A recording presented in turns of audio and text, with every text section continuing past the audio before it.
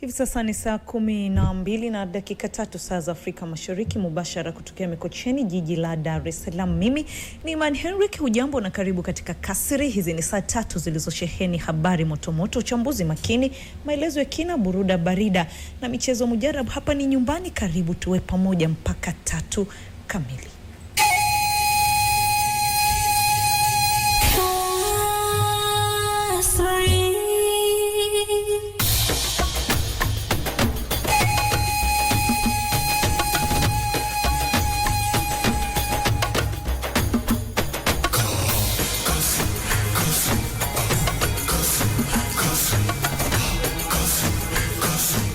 Kasri lenye ujazo wa pekee jioni ya leo lina mengi. Kwanza tunajadili uhusiano wa kidiplomasia baina ya Tanzania na mataifa mengine ulimwenguni kufuatia mkutano wa kufungua mwaka uliofanyika hii leo na mabalozi wanaowakilisha nchi zao Tanzania na Rais wa Jamhuri ya Muungano wa Tanzania Dr. Samia Suluhu Hassan. Nchini Uganda, zoezi la kupiga kura limefanyika hii leo ambapo jumla ya wapiga kura waliosajiliwa milioni 21 wameshiriki zoezi hilo licha ya kuwepo kwa changamoto za kuchelewa kuanza kwa upigaji kura na uzimwaji wa internet. Tukisalia katika anga la kimataifa, utasikia hatua ya Marekani kusitisha mchakato wa visa za uhamiaji kwa raia wa nchi 75 zikiwemo Afghanistan, Irani, Urusi, Somalia ambapo wanadhaniwa watahitaji msaada wa umma watakapoishi Marekani. Na katika Besera tunamulika kurejea kwa ligi kuu ya NBC na mwendelezo wa mechi zake ambapo Dodoma Jiji ikivana na Singida Black Stars, ama unaweza kuita dabi ya kanda ya kati.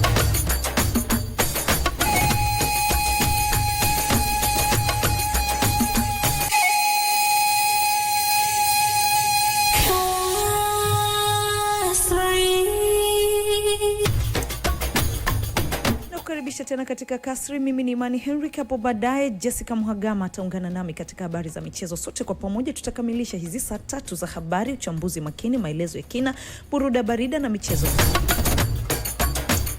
Kwa bahati ya kutusikiliza ni ile 92.1 Crown FM. Kumbuka unaweza kutumia ujumbe wako kupitia kurasa zetu za mitandao ya kijamii, Instagram, Facebook na X, tafuta Crown FM na Crown TV. Kwa wewe ambaye uko masafa ya mbali, unaweza kutusikiliza kupitia tovuti ya www.crownmedia.co.tz.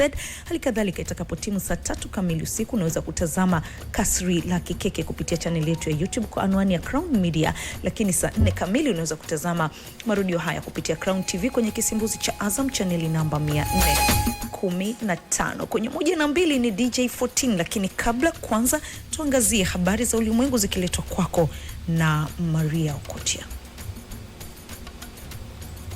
Mazungumzo ya kutafuta suluhu ya mzozo wa Sudan yameanza mjini Cairo ambako waziri wa mambo ya nje wa Misri Badri Abdulati amesema nchi yake iko tayari kuchukua hatua stahiki kulinda umoja wa Sudani huku vita ikiingia mwaka wa 4. Mazungumzo hayo yanafanyika kati mapigano kati ya jeshi la serikali na wapiganaji wa RSF yakizidi kushika kasi licha ya juhudi za awali za kusitisha mapigano kugonga mwamba. Baraza la mpito la kitaifa nchini Guinea Bissau limeidhinisha kwa kauli moja marekebisho ya katiba Januari 13 kwa kura 65, mwezi mmoja na nusu baada ya mapinduzi ya kijeshi yaliyoongozwa na Jenerali Holtan Tamu, ambako mnamo Novemba 26 Rais Omaro Embalo aliondolewa madarakani na jeshi ambalo lilitangaza kusimamisha mchakato wa uchaguzi na kuchukua udhibiti wa nchi.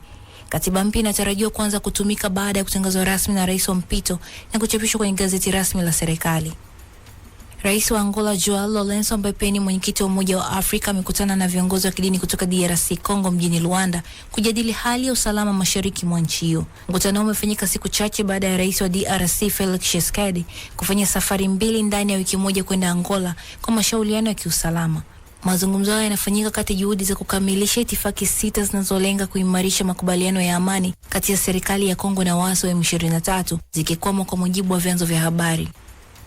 Safari za ndege zimeanza kurejea katika anga ya Irani baada ya kufungwa kwa muda kwa sababu za kiusalama kufuatia hofu ya vita ya kikanda. Kwa mujibu wa mtandao wa ufuatiliaji wa ndege la Flightradar 24, zuio la muda la safari za anga limeondolewa kama ilivyoelezwa kwenye taarifa ya safari za anga, na ndege nyingi za kimataifa zimeanza kuelekea katika mji mkuu wa Tehran.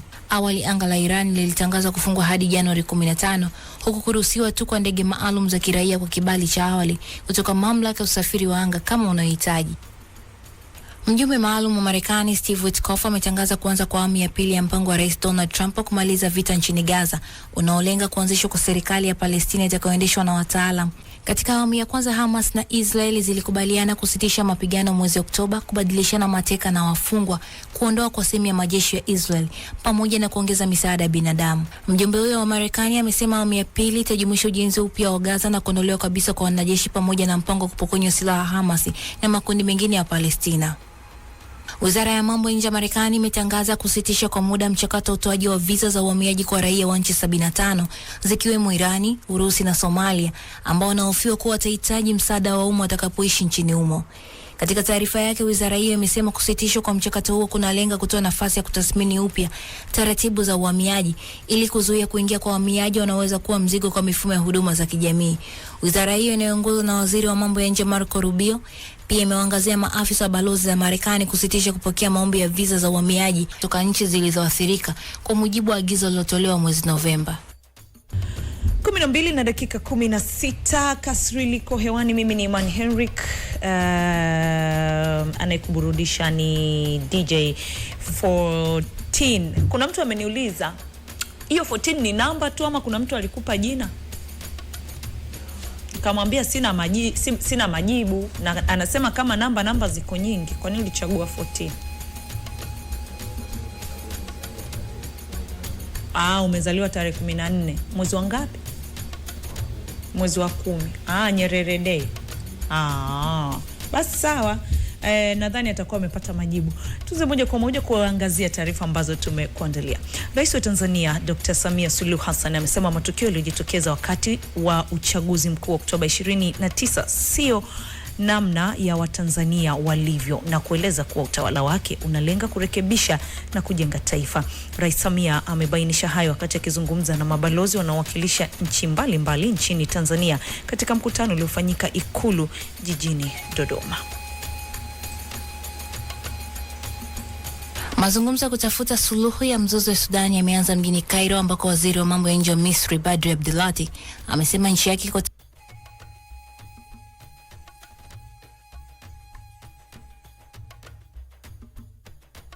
tayari kuchukua hatua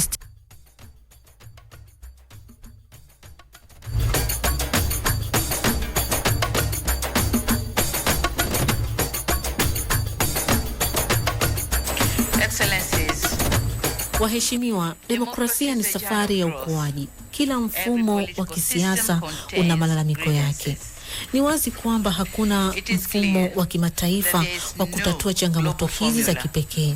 Ni lazima tupeane nafasi ya kujifunza na kukua kwa unyenyekevu. Kwa wale waliotuma ujumbe wa mshikamano na pongezi, tunawashukuru. Kwa wale ambao hawakufanya hivyo, tunatambua pia maoni na mrejesho wenu. Na waomba marafiki wenye nia njema watoe msaada wao kwenye juhudi zetu za mageuzi. Na kwa wale ambao huenda hawaamini maono yetu, na waomba angalau waheshimu uhuru na mamlaka ya nchi yetu. Sauti ya Watanzania imesikika kupitia sanduku la kura, na sauti hiyo lazima iheshimiwe. Ili kuleta uponyaji wa kitaifa, nimechukua hatua zifuatazo. Kwanza, kuanzishwa kwa wizara ya vijana chini ya ofisi ya rais ili kuimarisha na kurasimisha nafasi ya vijana na taswira ya kizazi kijacho. Pili, kutoa msamaha kwa wafungwa 1787 waliohusishwa na machafuko na ghasia za tarehe 29 Oktoba mwaka jana. Tatu, kuunda tume huru ya uchunguzi kwa mujibu wa katiba yetu. Na mwisho, nimeahidi kuanzisha tume ya ukweli ya maridhiano ili kuendeleza mchakato wa katiba mpya. Utawala wangu umejizatiti kutumia muhula huu wa pili kurekebisha, kujenga upya na kuhuisha taifa letu. My administration is resolved to use this second term to repair, rebuild and renew our nation. Tunatazama hili kwa kina kwa kuzungumza na Majid Mjengwa, mchambuzi wa masuala ya siasa na uongozi kutokea hapa nchini Tanzania. Majid, karibu sana na heri ya mwaka mpya. Asante sana Iman, nawe pia. Asante sana. Mkutano huu ambao rais ameuita mkutano wa kufungua mwaka una maana gani kidiplomasia? Maana kubwa, sheri party diplomatic ya kibarozi ni utamaduni wa kila mwanzo wa mwaka.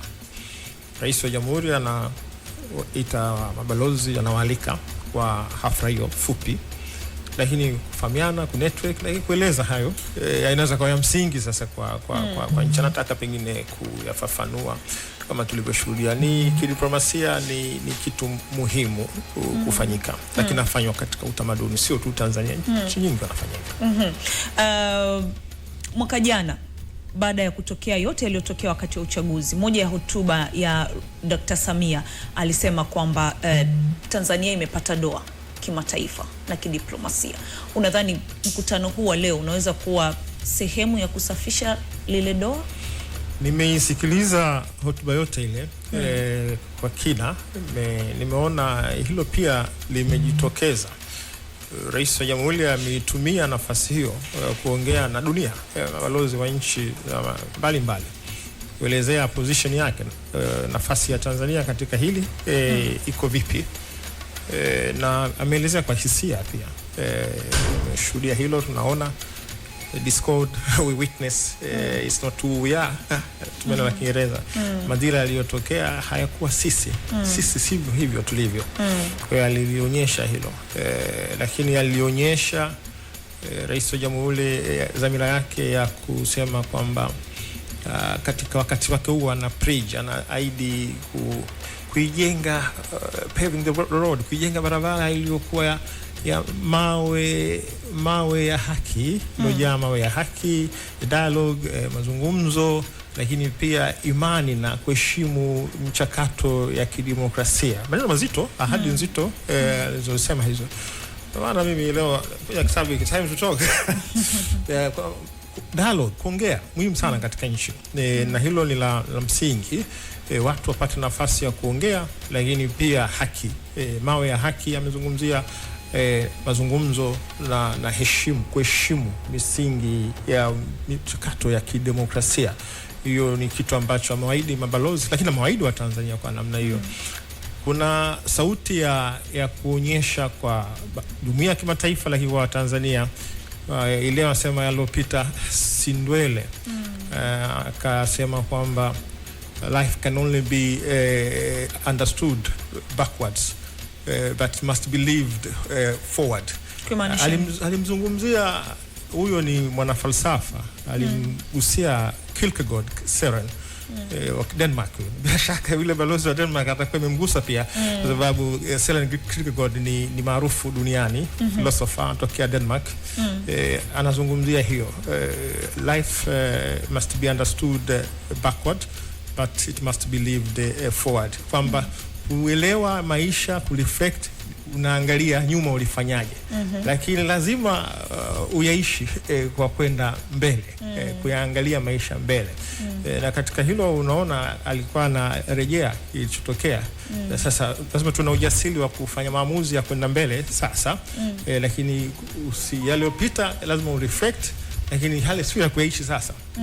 Ndio maana akamrejea Kierkegaard, yule mwana falsafa. Kwa hiyo naliona hilo pia, alitumia nafasi hiyo kueleza hisia zake na kuelezea jinsi wa Tanzania tunavyojisikia, kwamba sivyo tulivyo. Tuliona matamko mengi kutokana na yale yaliyotokea wakati na baada ya uchaguzi kutoka balozi za nchi mbalimbali hapa Tanzania, kwa kile ambacho amekieleza Dr. Samia leo.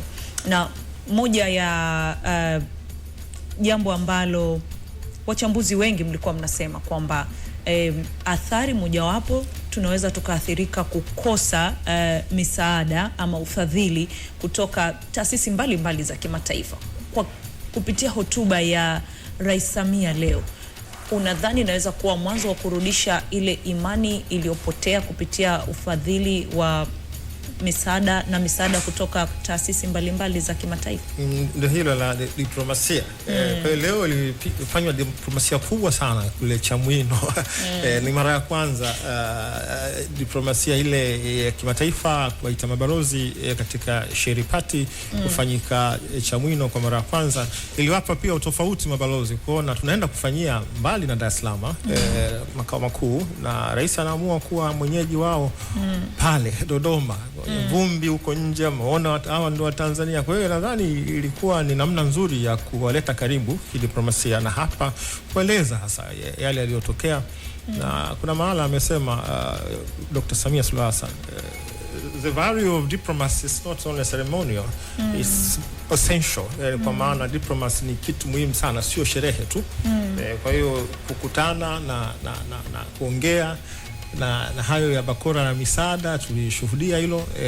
Inaweza ikawa na namna fulani ya kufungua milango ya mazungumzo. Alijaribu kuonyesha yeye kama yeye, lakini kwa niaba ya Tanzania. Mabalozi pia wanafahamu, aliozungumzia Geneva Convention, kubaliana na Geneva ya mwaka 61 nafikiri 51, ya kwamba nchi hizi kwenye mabalozi wana namna yao ya kuwasilisha yale ambayo hayafurahishwi nayo, wafuate zile taratibu ambazo wamekubaliana jumuiya ya kimataifa. Kwa hiyo kulikuwa ni na mazungumzo ya kibalozi ambayo wanaelewana kwa lugha za kibalozi kwamba wana maana gani. Muhimu ni mutual respect, heshima, kwa kuheshimiana, kuheshimu uhuru wa nchi, lakini milango ya mazungumzo lazima iwe wazi. Mwanzo mzuri, kwa sababu unapo engage, hata hizo nchi za magharibi zinahitaji kukutana, kueleza ya kwao kwa namna mbaki. Baada pale bila shaka kulikuwa na kunywa chai, kahawa, kuna mazungumzo ambayo ni informal. Ni namna hiyo ya kuweza nitatoa mfano Imani. Kuna mwandishi mmoja anaitwa Haggard. Yeye yeye alizungumzia Mugabe wakati wanapata uhuru, bendera yao akawa nafikiri iwekwe picha ya bunduki, ile gobole bunduki, walikuwa bila uhuru. Lakini gavana wa mwisho wa Uingereza aliyekuwa pale Uingereza akamwambia Mugabe kama rafiki, kibalozi, kwamba kwa nini unaweka bunduki kwenye bendera yenu? Ndio wakaweka ile jongo. Anaje picha ya Zimbabwe, bendera ya Zimbabwe sio bunduki, ni ndege fulani hivi. Basi ile ana maana inaleta kidogo matumaini, inaleta kwamba yamepita yale ya silaha, sasa tunakuwa na mwanzo mpya. Kwa hiyo wanadiplomasia wanapokutana na rais, kuna mazungumzo ambayo yanakuwa pia ni ushauri, mapendekezo yanaweza kufanyika kwa mujibu wa makubaliano ya Geneva Convention ambao wamekubaliana kwamba mazungumzo ni muhimu katika mahusiano. Huenda kuna baadhi ya watu kutokana na yale yaliyotokea walidhani kwamba labda ingekuwa ni ngumu kutokea mkutano kama huu, ama labda balozi nyingine zimesusia, lakini kama tulivyoona mwamko umekuwa mkubwa. Hii inaleta picha gani kisiasa? Dunia iko kwenye mtanzuko, iko kwenye changamoto. Pale kuna balozi ukimwangalia usoni na yeye anasema ningetamani Trump naye awe na hali ya kuzungumza, kwa sababu balozi wa Denmark anakisiwa kama sisi tunavyosema Zanzibar ni sehemu ya Denmark. Trump tunajua wote amesema wewe vyote takavyokuwa iwe kijeshi, hiyo amekubali, lakini mimi naenda kuchukua kile kisiwa. Sasa yule balozi yuko pale anaelewa umuhimu wa mazungumzo, ana dialogue. Kwa hiyo anaweza kumuelewa hata rais wa Tanzania anaposema kwamba mazungumzo ni kitu muhimu. Unapokuwa mnatofautiana kimataifa, lakini hata ndani ya nchi, unahitaji kuyapa nafasi mazungumzo. Iwe ni hatua ya mwisho kabisa kwamba mmeshindwa kuongea, ndivyo mnaingia kwenye jambo ambalo sio la kiungwana, kupigana au kugombana. Hata nyumbani Imani, kwenye mahusiano, you have to dialogue, inabidi muongee. Sasa wengine tuna midomo sana maji. Sasa utumie mdomo lakini sio mkono. Kwa hiyo nitumie mdomo mpaka hata kuna kucha, lakini muhimu tufike mwisho, sivyo? Asante sana Majid. Matias ameniambia kwamba bado utaendelea kusalia hapa na sisi, lakini nashukuru sana kwa kutupa tathmini yako kutokana na ule mkutano uliofanyika leo kati ya Rais wa Jamhuri ya Muungano wa Tanzania na mabalozi kutoka nchi mbalimbali wanazoziwakilisha hapa nchini kwetu. Nasikiliza 92.1. Hili ni Kasri, mimi ni Imani. DJ 14 ndiye ambaye anakuburudisha. Bado tuna mengi kweli kweli kukujuza. Tafadhali endelea kusalia nasi. Tuelekea pia kule nchini Uganda ambako uchaguzi umefanyika hii leo, huku bado kuna mambo mengi sana, kwa kimombo wanasema drama.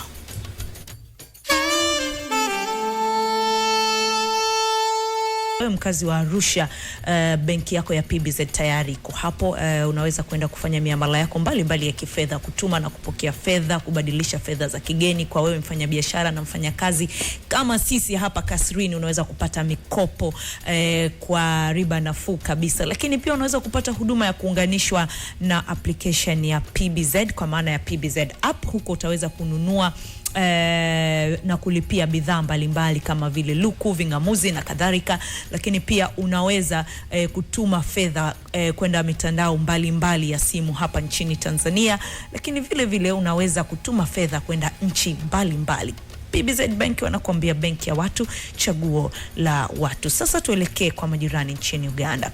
Raia wa nchi hiyo hii leo wameshiriki zoezi la uchaguzi mkuu licha ya kuwepo kwa zuio la interneti na huduma nyingine za mawasiliano kwa siku ya pili sasa. Tume ya uchaguzi ya Uganda imeomba radhi kwa usumbufu uliojitokeza na changamoto za kiufundi zinazosababisha kuchelewa kuanza kwa shughuli zilizosababisha kuchelewa kuanza kwa shughuli ya upigaji kura nchini kote. Mgombea wa urais wa chama cha National Unity Platform NUP Robert Chagulanyi maarufu Bobi Wine, baada ya zoezi la upigaji kura, amelalamikia hatua ya kuchelewa kuanza kwa zoezi hilo, akieleza pia madai ya kukamatwa kwa maofisa wakuu wa chama chake.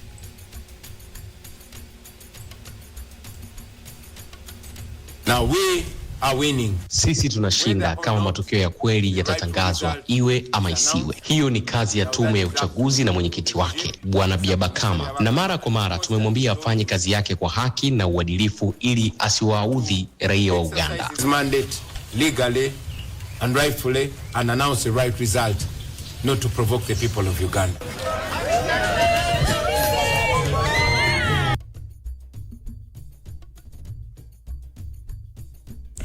Mgombea wa nafasi ya urais huyo Bobi Wine akielezea hisia zake mara tu baada ya kupiga kura. Kama nilivyokuambia, tunasalia na mchambuzi wa masuala ya kisiasa na uongozi Majid Mjengwa kuangazia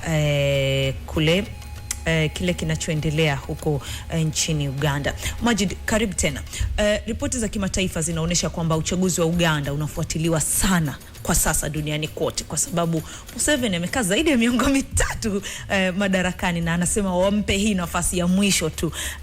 Ukimtazama Museveni, anaonekana dhahiri shahiri kwamba umri umemtupa mkono na ni kama kwa kweli amechoka, lakini yeye anaamini bado anazo nguvu za kuwatumikia raia wa Uganda. Unamuona akiweza kuifanya kazi hii kwa muhula mmoja, ule anaoita wa mwisho kama alivyoomba. Ndio ahadi yake hiyo, sio kwa vya kura na ahadi moja.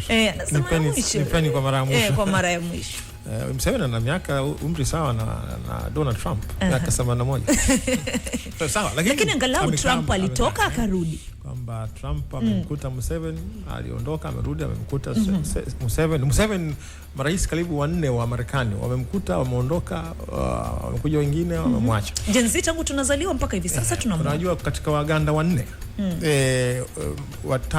watatu wamezaliwa wamemkuta Museveni. Mmoja tu ndo amemkuta Museveni hajaingia. Kwa hiyo ni ana miaka 40 madarakani. Tangu mwaka 86 mwezi Januari. Mimi nilikuwa Kampala miaka 10 baadaye, mwaka 96. Kwa hiyo nilikuta ile mambo ya kijeshi, lakini alikuwa na miaka 10 wakati huo. Museveni anakwenda kuacha shida kidogo. Kwanza mimi sasa nikisema kama mchambuzi, kuna kushinda na kutangazwa mshindi. Hivyo vitu kama vitafakari kwa kina, na kuna anayetangazwa na kuna anayeshinda. Kwa hiyo kuna dalili kwamba Museveni anaweza akashinda, akatangazwa kwa mshindi. Akashinda ama akatangazwa kwa mshindi? Akatangazwa kwa mshinda. Sasa ikitokea hivyo, maana yake ni mara yake ya mwisho itakuwa. Mimi swali ambalo linaniumiza kichwa au linawaumiza kichwa Waganda, lenye mashaka katika ukanda wetu, endapo Museveni hatamaliza. Chanaelewa? Atakuwa kama anatangazwa, alafu anahudumu, alafu asimalize kwa sababu zote zile, basi mrisi wa Museveni hatumjui, kwa sababu kuna Kahozi Kahozi mtoto wake, alafu jenerali huyu wa jeshi, alafu tuna Salim Saleh mdogo wake Museveni ana miaka 65, anatamani pia urais. Alafu kuna Museveni mwenyewe sasa ambaye anataka kubaki. Watatu kuna Bobi Wine na miaka 43 ambaye inaonekana kama ni kipenzi cha Waganda wengi. Ndio, ukiangalia kwenye picha kwenye nani unaona vijana wengi wako nyuma yake. Lakini turudi kule kwamba kuna kutangazwa na kuna vitu vya namna hiyo.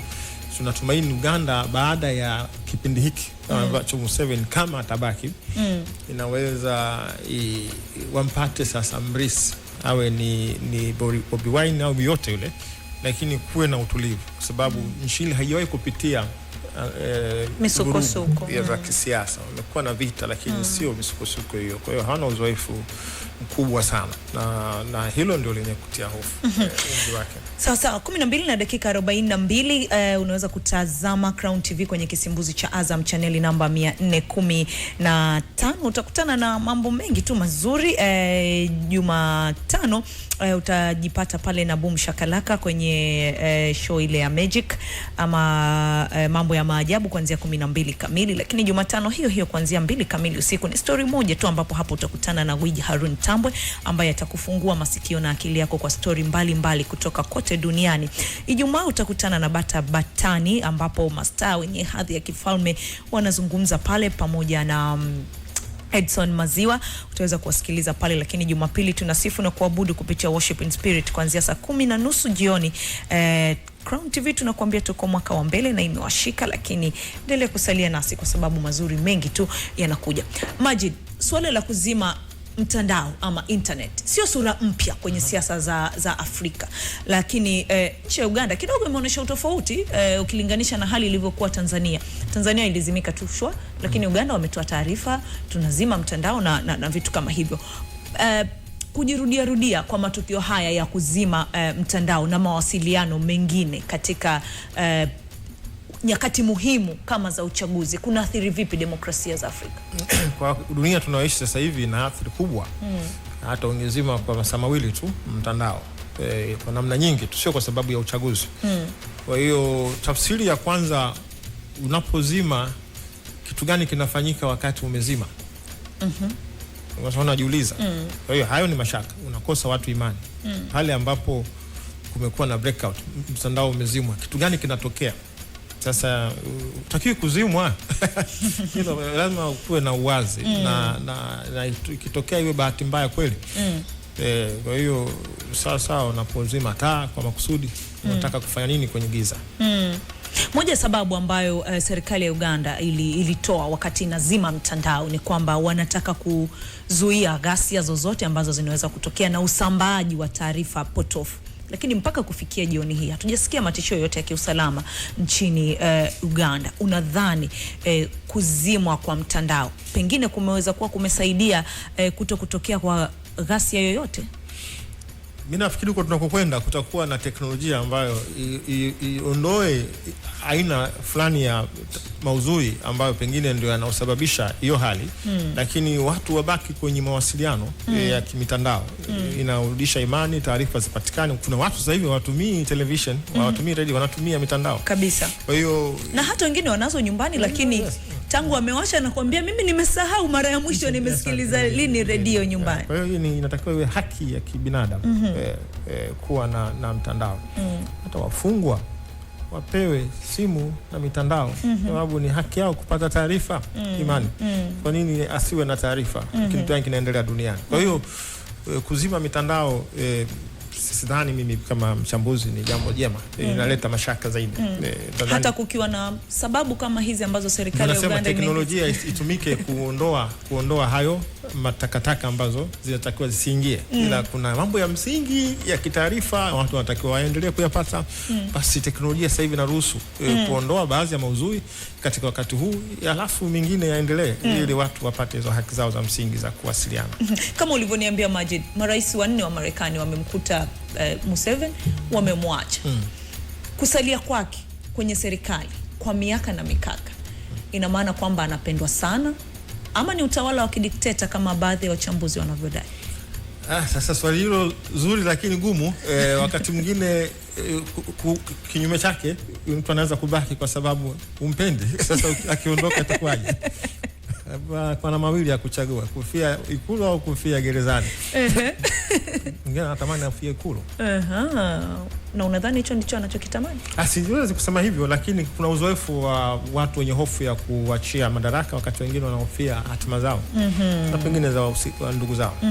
Tumzungumzie Bobi Wine. Ameonekana akiungwa mkono kwa kiwango kikubwa sana, hasa na hadhira ya vijana. Unadhani ni muda sahihi kwa raia wa Uganda kupata rais kama Bobi Wine ambaye ni kijana na mwenye maono mapya na huenda ataleta michakato mipya na inayoendana na Gen Z zaidi? Ningekuwa hapa ningewazungumzia vijana wa Tanzania, lakini kwa sababu ni vijana wa Uganda na Waganda, hilo ni jukumu lao wenyewe.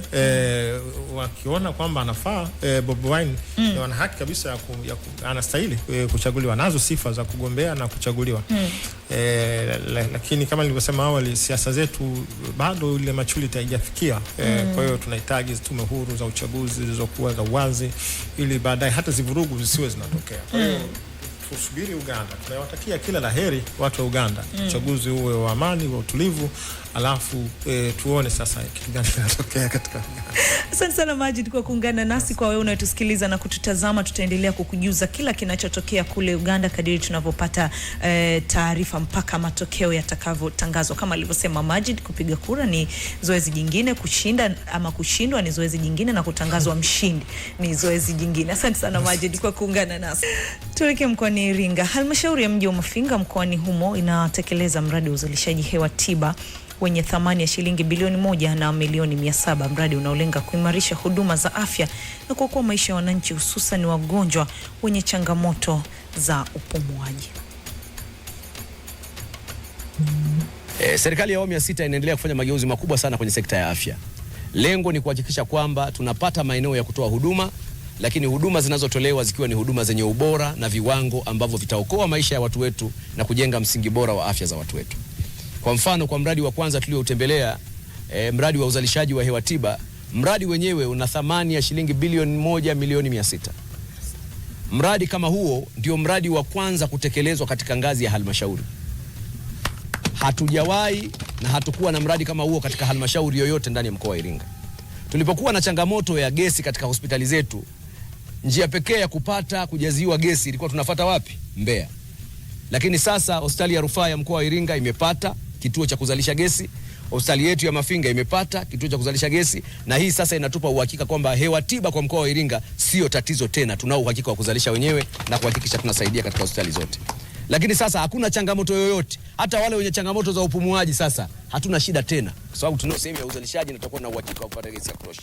Lakini pia tunazo changamoto za emergency ambazo zinahitaji uhakika wa gesi mara kwa mara katika maeneo yetu. Sasa tunao uhakika wa kutosha. Kwa hiyo niwatoe mashaka wa Tanzania kwamba dhamira ya dhati ya serikali ya kuendelea kuimarisha miundombinu, kuimarisha vifaa tiba na nyenzo zingine zote ambazo zinarahisisha utoaji wa huduma, kazi hiyo inafanyika na itaendelea kufanyika, kwa sababu afya ya Watanzania kipaumbele cha kwanza, cha pili, cha tatu. Mwanzo ni afya, pili ni afya, tatu ni afya. Na tutafanya hivyo ili kuhakikisha sekta ya afya inazidi kuimarika. Tumetekelezewa miradi ya kila namna, tumefanyiwa miundombinu kwa maana ya miradi yetu ya shule, miradi ya afya. Mheshimiwa mkuu wa mkoa tumejengewa oxygen plant, ametoka kusema Mheshimiwa diwani pale. Si jambo dogo. Tuliona kipindi cha COVID-19 watu wengi walipoteza maisha katika baadhi ya maeneo kwa sababu ya ukosefu wa oxygen. Lakini Mheshimiwa mkuu wa mkoa tumependelewa sisi kuletewa oxygen plant katika halmashauri yetu ya mji Mafinga, na umeona wenyewe jinsi ambavyo imetekelezwa kwa ubora mkubwa.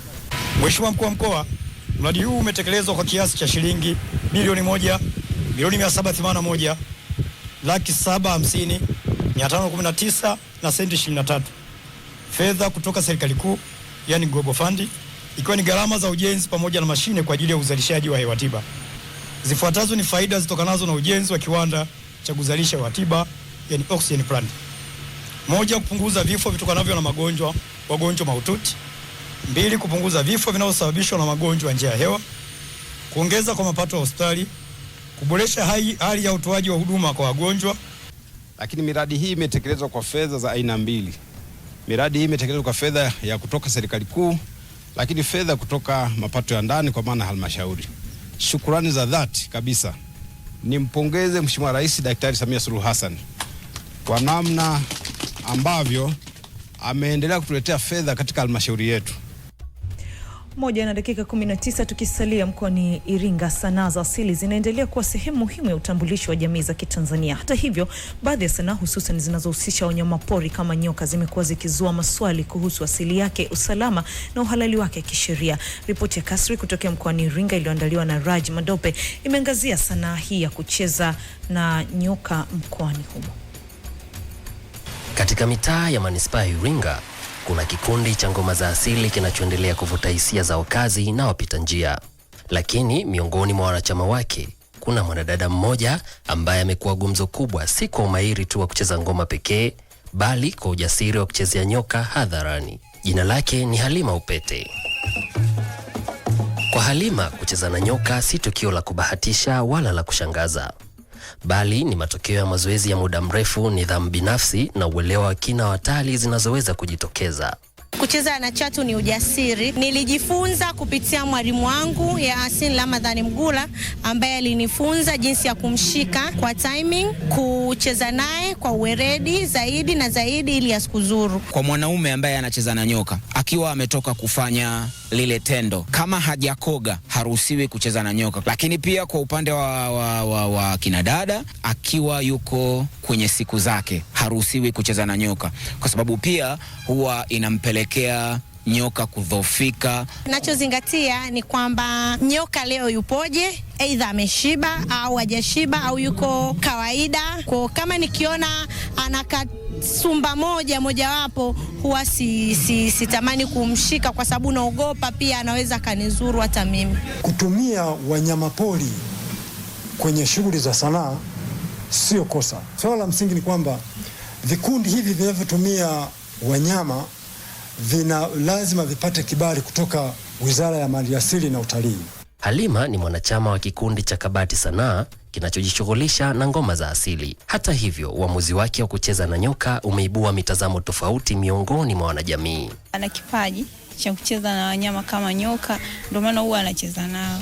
Nikiona mwanamke anacheza na nyoka naogopa sana. Mimi namchukulia kawaida tu, kwa sababu naona ni kama utafutaji wake, njia yake ya utafutaji ndio iko pale. Pamoja na hoja za usalama na ubunifu, bado maswali ya kimila na kitamaduni yameendelea kuibuka, hasa kuhusu kama mchezo wa kucheza na nyoka ni sehemu ya michezo ya asili ya kabila la Wahehe. Kupata ufafanuzi wa swala hilo, nimefunga safari hadi nyumbani kwa mwenyekiti wa baraza la wazee wa kimila mkoa wa Iringa, Mzee Mkini. Nataka nifahamu, hii sanaa ya kucheza na nyoka ni asili ya Wahehe au sio asili ya Wahehe?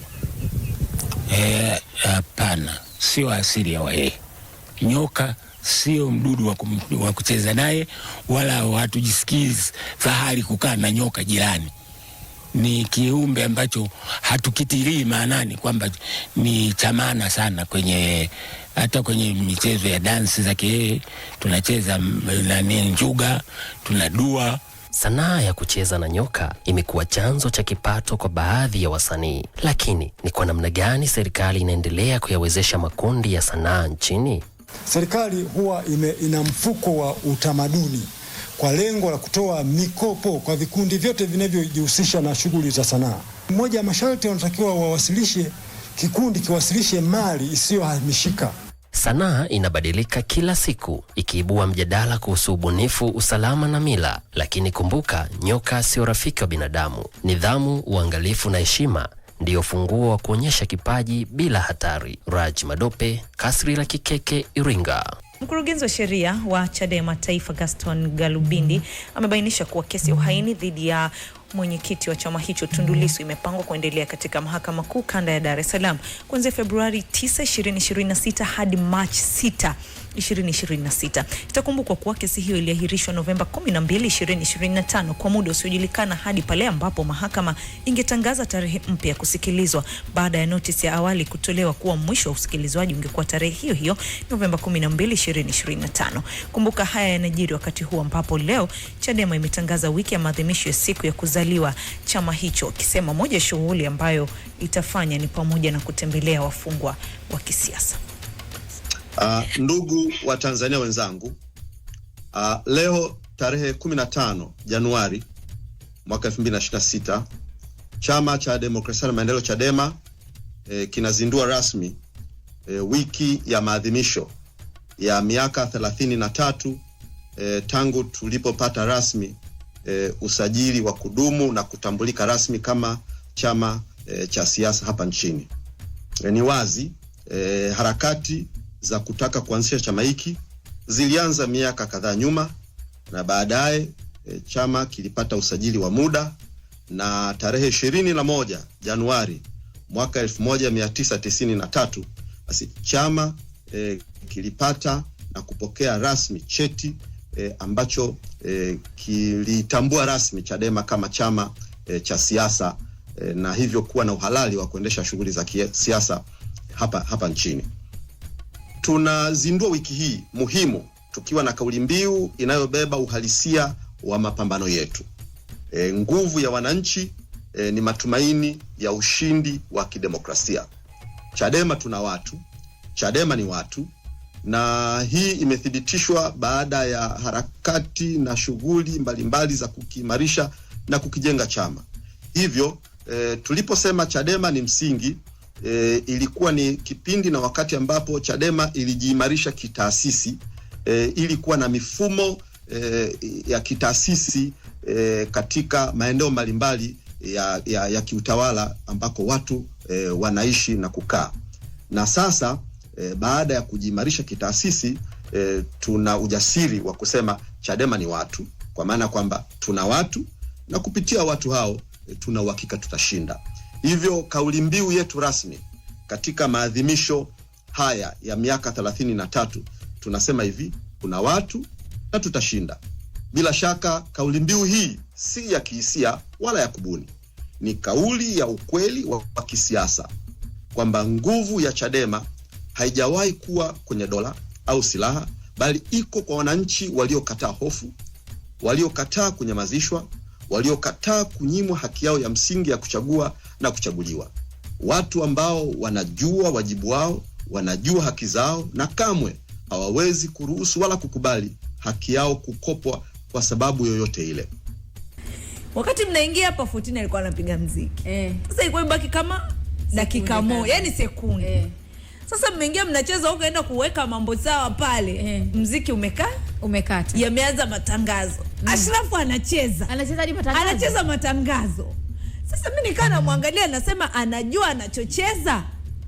Sio kweli. Baadaye nimemshtua akili imerudi, kumbe muziki umeisha.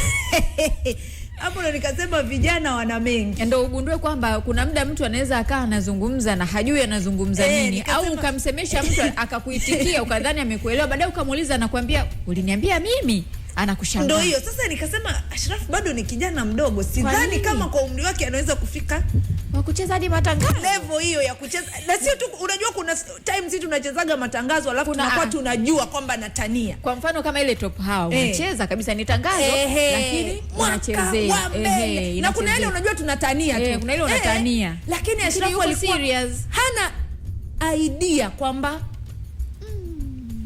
muziki umeisha. Atuambie tu umekumbwa na nini bwana? No, unajua umekula ile beat. Umekula. Huwezi kupanda on air ujala bwana. Okay. Mahusiano yako sawa? Nilishakwambia sina mahusiano mimi. Tatizo tayari. Hilo tayari ni tatizo. Atakuwa amemiss ex wake. Sio tu kumisi. Unajua ukiwa hauna mahusiano kwa muda mrefu, kuna vitu lazima vifanyike. Kwa kama vile vitu havijafanyika, mwili unakuwa unabeba mzigo mkubwa. Kwa hiyo akili pia nayo inakuwa ina load slow. Unajua unaongea na mwana saikolojia. Najua kabisa. Hiyo ni kuna documentary moja amefanya mdogo wangu anaitwa Esther. Inaitwa Who Cures the nini? Lakini inamaanisha kwamba nani anawatibu matabibu? Matabibu anawatibu matabibu. Nani anawatibu matabibu? Maana wao matabibu wanatutibu sisi, na wao wanatibu. Nani anawatibu wao? Especially kwenye haya masuala alikuwa anaangalia haya ya mambo ya afya ya akili. Kwa sababu wewe unaenda kwa mshauri, anakushauri. Anavyosikia story yako naye anapata stress. Nani anamtibu?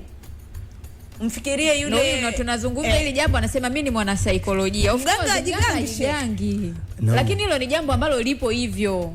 Yaani lipo hivyo. Lakini yeye mwenyewe unamwona hata anapoongea hana nuru. Ndio maana ngoja nikwambie Ashraf. Hata hii simu unaitumia daily, lakini lazima kuna siku unafanya usafi, unaisafisha. Yaani lazima. Hoja yako ni nini hapo? Hoja yangu ni kwamba hata mwili pia unahitaji hiyo huduma. Huduma nini? Huduma ya kusafishwa, ubongo pia unahitaji vitu kama hivyo. Kwa sababu ukiona ngoma imeisha Ashraf, you have no idea. Alafu wewe unaendelea tu kucheza. Unaendelea kucheza mpaka tumekushtua unafanya backup. Hivi hamja. Twende kwenye michezo. Utapelekwa kwenye Love Cruise. Kwa kweli itabidi tuhamie huko tu. Huyu ndugu yetu akapata hiyo huduma ya msingi. Nimepata ujumbe wako 14. Kuna ujumbe kumbe? Ujumbe wako nimeupata. Niandikia. Si ujumbe ulioniandikia? Au umekosea? Umekosea kutuma? Tuendelee. Niko njia panda, lakini siendi kokote, lakini niko njia panda. Okay, sawa bwana, tuko na mengi leo, lakini kubwa zaidi kwamba kesho ligi inarejea kesho tarehe 16 na tutashuhudia mchezo saa 1 kamili usiku kati ya Dodoma Jiji dhidi ya Singida Black Stars. Hii ni dabi ya kanda ya kati. Hiyo nayo kumbe ni dabi. Kanda ya kati. Unajua Dodoma, Singida kule ni kanda ya kati. Kwa hiyo ni dabi ya kanda ya kati. Okay. Huo mchezo utachezwa majira ya saa 1. Kwa hiyo kukiwa pale na timu ya Lipuli na timu ya Njombe ilikuwa Njombe Mji, tutasema dabi ya Nyanda za Juu Kusini. Au kule Mbeya au Vanyaluko lo dabi. Dabi ziko za aina tofauti. Tuko pamoja. Kwa kweli lazima tukumbushane kumshtua. Kijana ili tujue kama tuko pamoja au la. Tuko vizuri. Kwa hiyo sasa wakati tunaelekea kucheza mchezo wa kesho, sisi hatuchezi, sisi tunacheza kwa mdomo. Wakati tunaelekea kwenye mchezo wa kesho, nataka tu nikupe mchongo. Mchongo kutoka Betika Aviator. Kila siku nikija hapa nakwambia na naendelea kusema, naendelea kukumbusha kwamba sasa hivi kila mtu ni rubani. Na inategemea rubani wewe unarusha ndege yako kupitia kampuni gani. Rubani mimi narusha ndege yako kupitia Betika Aviator. Ambapo kupitia 92.1 sasa ambayo hii ndo Crown FM nakwambia hivi, rusha kindege cha Aviator na Betika kwa dau la kuanzia shilingi 200. Na kuendelea. Yaani unaweza ukawa na 200 kwenye simu yako na zaidi ukawa unarusha kindege cha Betika Aviator. Cheza Aviator kupitia Betika na uingie kwenye draw ya washindi wa kila mwezi. Kila mwezi kuna washindi. Na hawa washindi watajinyakulia pikipiki 2 na simu janja yani smartphone 5 ambazo zitatolewa pamoja na zawadi za kila siku. Zawadi za kila siku hapa kuna shilingi 50,000. Lakini pia kati ya wale washindi 25 kuna watakaoondoka na mbuzi. Kitoweo hiki mbuzi watatu, yani washindi watatu kila moja ataondoka na mbuzi, na hao 22 kila moja ataondoka na kiasi cha pesa cha shilingi 50,000 kila siku. Sasa jinsi ya kushiriki, ingia kwenye tovuti ya Betika ambayo ni www.betika.co.tz na hairuhusiwi kwa walio na umri chini ya miaka 18, lakini unaambiwa kwamba beti kistaarabu. Ustaarabu ndio muhimu zaidi. Januari, najua Januari huwa inakuwa ina mambo mengi. Unaweza kushangaa umesema kwa jinsi ninavyoitazama mechi ya Dodoma Jiji dhidi ya Singida, naiona kabisa ni mechi ambayo mshindi atapatikana. Unachukua mzigo wako ile kama ni ada ya mwanafunzi unaweka ili upate mara 4-5 zaidi, alafu mwisho wa siku unajikuta umeweka hela nyingi alafu mambo yameenda tofauti. Kwa hiyo ili mambo yasiende vibaya, beti kistaarabu. Hakika. Lakini pia wewe ambaye uko nje ya Dar es Salaam na Pwani, kama mkao wa kula, sikiliza 92.1, tazama Crown TV kwenye kisimbuzi cha Azam channel namba 415, lakini pia kaa karibu na mitandao yetu ya kijamii kwa sababu tumejipanga kweli kweli na tuko mwaka wa mbele kuhakikisha kwamba tunatanua mbawa zetu. Kwa hiyo ni mkoa gani utakuwa wa kwanza kuwashika? Basi wewe kaa chonjo, macho na masikio ni Crown Media. Okay, ligi inarejea kama ambavyo nilikuwa nakuambia, kesho tarehe 16 Dodoma Jiji dhidi ya Singida pale Jamhuri Stadium saa 1 kamili usiku, lakini tarehe 17 Azam dhidi ya Coastal Union ambayo itakuwa Azam Complex majira ya saa 1 usiku. Saa 10 jioni tarehe 18 Simba atakipiga dhidi ya Mtibwa Sugar katika uwanja wa Meja Jenerali Samuel. Alafu tarehe 19 saa 10 jioni Young Africans dhidi ya Mashujaa KMC Complex, na mchezo mwingine ambayo itakuwa ni tarehe 20 Azam watacheza dhidi ya Fountain Gate, alafu Singida Black Stars watacheza dhidi ya JKT Tanzania na itakuwa ni KMC Complex. So hiyo ndio michezo ambayo itachezwa siku za usoni mpaka kufika tarehe 20.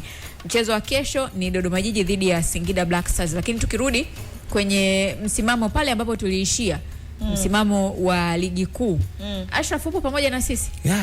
Mimi namwangalia hapo yani. Namsikiliza. Au Magunga ameshaanza kukupeleka kule mahali? Unajua namsikiliza, mwisho wa siku nasikiliza. Hapo ni unasikiliza kweli? Ashraf anasikiliza, tutampata. Okay, sawa. Tukirudi maana naona ucheki uongee. Nasikiliza swali. Bado sijaenda kwenye swali na wala sijagusa huko, lakini nilikuwa nataka tukumbushane tu pale ambapo tulikuwa tumeishia. Pale ambapo tulikuwa tumeishia nimekuuliza ili tuweze kwenda sawa sawa. JKT Tanzania ndo ambao wanaongoza ligi wakiwa wamecheza michezo 10. JKT ndo wako kileleni? Wamecheza michezo 10 alafu wana alama 17.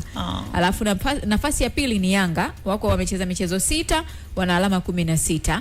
Nafasi ya tatu ni Pamba Jiji, wana michezo 9 waliocheza na alama 16. Kuna timu naisubiri. Nafasi ya 4 nafasi ya 4 mbona kama napigwa left right jamani. Tulia hapo. Nafasi ya 4 ni Mashujaa. Michezo 9 alama 13. Nafasi ya 5 ni Simba, michezo 5 alama 12.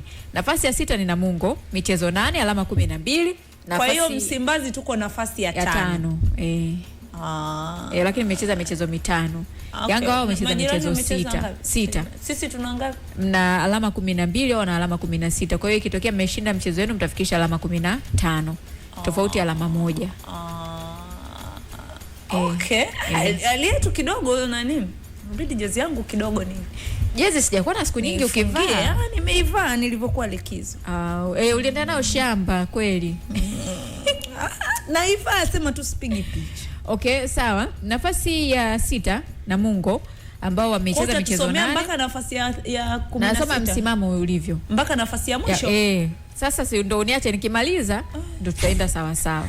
Tumesema tunakumbushana msimamo tulipoishia. Wala ungetaja top 5. Hapana. Unajua ukifanya hivyo mimi nitakuwa namwambia Esther, bwana watu mbona kama hawakujipanga. Na wao wote wametumia kusoma msimamo wa ligi. Wewe ndio unatufanya tuonekane tujajipanga kwa sababu sisi mpango wetu ndio huu, kwa sababu kuna watu wameshasahau msimamo wa ligi ulivyo. Kuna mambo utakiwa kuyaleta hadharani. Kivipi? Kivipi? Unasomaje msimamo Simba yuko namba 5? Kumbe shida ni Simba. Unajua shida ni msimamo. Hebu niache nimalizie kwanza. Nafasi ya 6 ni Namungo ana alama 12. Nafasi ya 7 ni Mtibwa ana alama 10. Nafasi ya 8 ni Fountain Gate ana alama 10. Nafasi ya 9 Azam ana alama 9. Nafasi ya 10 ni TRA nafasi ya 9. Mbona bado? Nafasi ya 10 ni TRA wana alama 9. Nafasi ya 11 ni Coastal Union ana alama 9. Nafasi ya 12 ni Singida Black Stars wana alama 8. Nafasi ya 13 Mbeya City ana alama 8. Tanzania Prisons nafasi ya 14 alama 7. Dodoma Jiji nafasi ya 15 alama 6 na KMC yuko katika nafasi ya 16 akiwa na alama 4. Wenye nyumba ndio wanashika mkia. Wako nafasi ya 16 mchezo mchezo. Wanakuwa na mbwembwe sana. Ondokeni nyumbani kwetu. Nyumba nao ndo faida ya nyumbani, maana unaweza kufanya lolote. Nyumba ni yao, kwa hiyo hata kama wao wamefeli haimaanishi kwamba nyumba itabadilika isiwe yao. Swali langu sio mnasema kuna home advantage. Sasa akina Ashraf wao. No, hizi timu zote ikitokea hata wameenda kuazima ule uwanja ama wameenda kukodi, maana sio kuazima, wameenda kukodi ule uwanja kuutumia. Tunahesabia ndo wao uwanja wao nyumbani. Kwa hata Yanga pale ndo uwanja wake wa nyumbani. Lakini swala la kumiliki maana mimi huko sijafika. Usinitie maneno. Mimi sijakutia maneno. Wale ndio wamiliki of course. Uwanja wa Manispaa ya Kinondoni ule unamilikiwa na Manispaa kama ambavyo ilivyo timu ya KMC. Lakini ndio hivyo. Mganga ajigangi, lakini pia wakati mwingine changamoto zinatokea. Ila pia itakuwa na wanaowakaribisha. Wamefanya nini? Sasa unajua mtu wale hawahusu. Ukimwazima mtu gari hujui anaenda kufanyia shughuli gani, unashangaa ikirudi kila siku unapata ajali mara ya breakdown kila siku. Sisi michezoni hatuamini hivyo. Mimi sijasema hivyo. Sasa hiyo ni maoni yangu. Sijasema mnaamini. Nasema labda na mnao wakaribisha. Ashraf. Hebu tuende kwenye mchezo wa kesho. Tuko pamoja na tuko sawa. Maana ushindi kwanza kucheza uchambuzi wa Jessica. Hapana. Atakuwa amevuka mipaka. Tuende kwenye mchezo wa kesho? Dodoma Jiji watakuwa na wakaribisha Singida Black Stars na ukienda kwenye msimamo utagundua kwamba Dodoma Jiji wako chini zaidi ya Singida Black Stars na Singida ndio timu ambayo inapewa chapuo zaidi, lakini wakutanapo mara kwa mara pia bado Singida na Dodoma inaonekana kuwa ni mechi ngumu na imeshakuwa likizo kwa muda mrefu kwenye ligi. Dodoma hawajacheza muda mrefu, angalau Singida ambao walikuwa Mapinduzi hata wamecheza Mapinduzi. Sasa hii mechi inaweza ikawa na ugumu kwa namna gani? Kwanza ukiangalia kwenye msimamo timu zote kubwa zile ambazo zinamalizaga ligi zikiwa kwenye top 4 zimecheza mechi 5. Simba, Yanga, Azam na Black Stars. Yanga tu imecheza mechi 6, nyingine zimecheza mechi 5. Nyie Yanga mmecheza mechi 6. Nyie na nani? Nimesikia umesema Yanga tumecheza. Nimesema Yanga imecheza. Unabadilisha maneno. Umesema tumecheza bwana. No, umeteleza. Umesema Yanga tumecheza. Tutarudisha, tutaenda kuangalia TX. Na nitakata hicho kipande na kiweka Instagram mdomo. Yanga tangu lini? Yanga imecheza. Ni ulimi aliteleza. Yanga imecheza mechi 6. Tumecheza. Yanga tu imecheza mechi 6. Basi sema kwamba unatengua kauli. Yanga tu imecheza mechi 6. Sisi tumesema tutaenda kukichukua hicho kipande. 14 umesikia nimesemaje? Au wewe hujasikiliza? Alikuwa kuna mtu anaona. Sawa, sio kesi. Hata ikiwa hivyo sio dhambi. Naomba niendelee. Okay. Umemtupia taulo? No. Hamna. Nakuwa naongelea kuhusiana na timu kubwa kwamba zimecheza mechi chache tofauti na mechi nyingine, tofauti na timu zingine. Mfano ukiangalia Dodoma amecheza mechi 8 na wana alama 9 kwenye hizo mechi zote ambazo wamecheza. Hii inakupa picha of course kwamba performance yao iko chini. Wao wanashika msimamo kwenye msimamo wako nafasi ya 15. Yani wanamzidi KMC tu ambaye ndo anashika nafasi ya mwisho kwenye ligi. Lakini Black Stars kwenye mechi 5 ambazo wamecheza, performance yao inakupa kitu cha tofauti. Wana quality player ukikompare na Dodoma Jiji, na mara nyingi wanapokutana Dodoma Jiji anaingia kama timu ya pili. Jiji dhidi ya Singida Black Stars, kabla tuenda kuwasikia wasemaji wa hizi timu mbili kile ambacho watakizungumza. Dodoma? Yes. Mbona umecheka? Si ndo naweka msisitizo.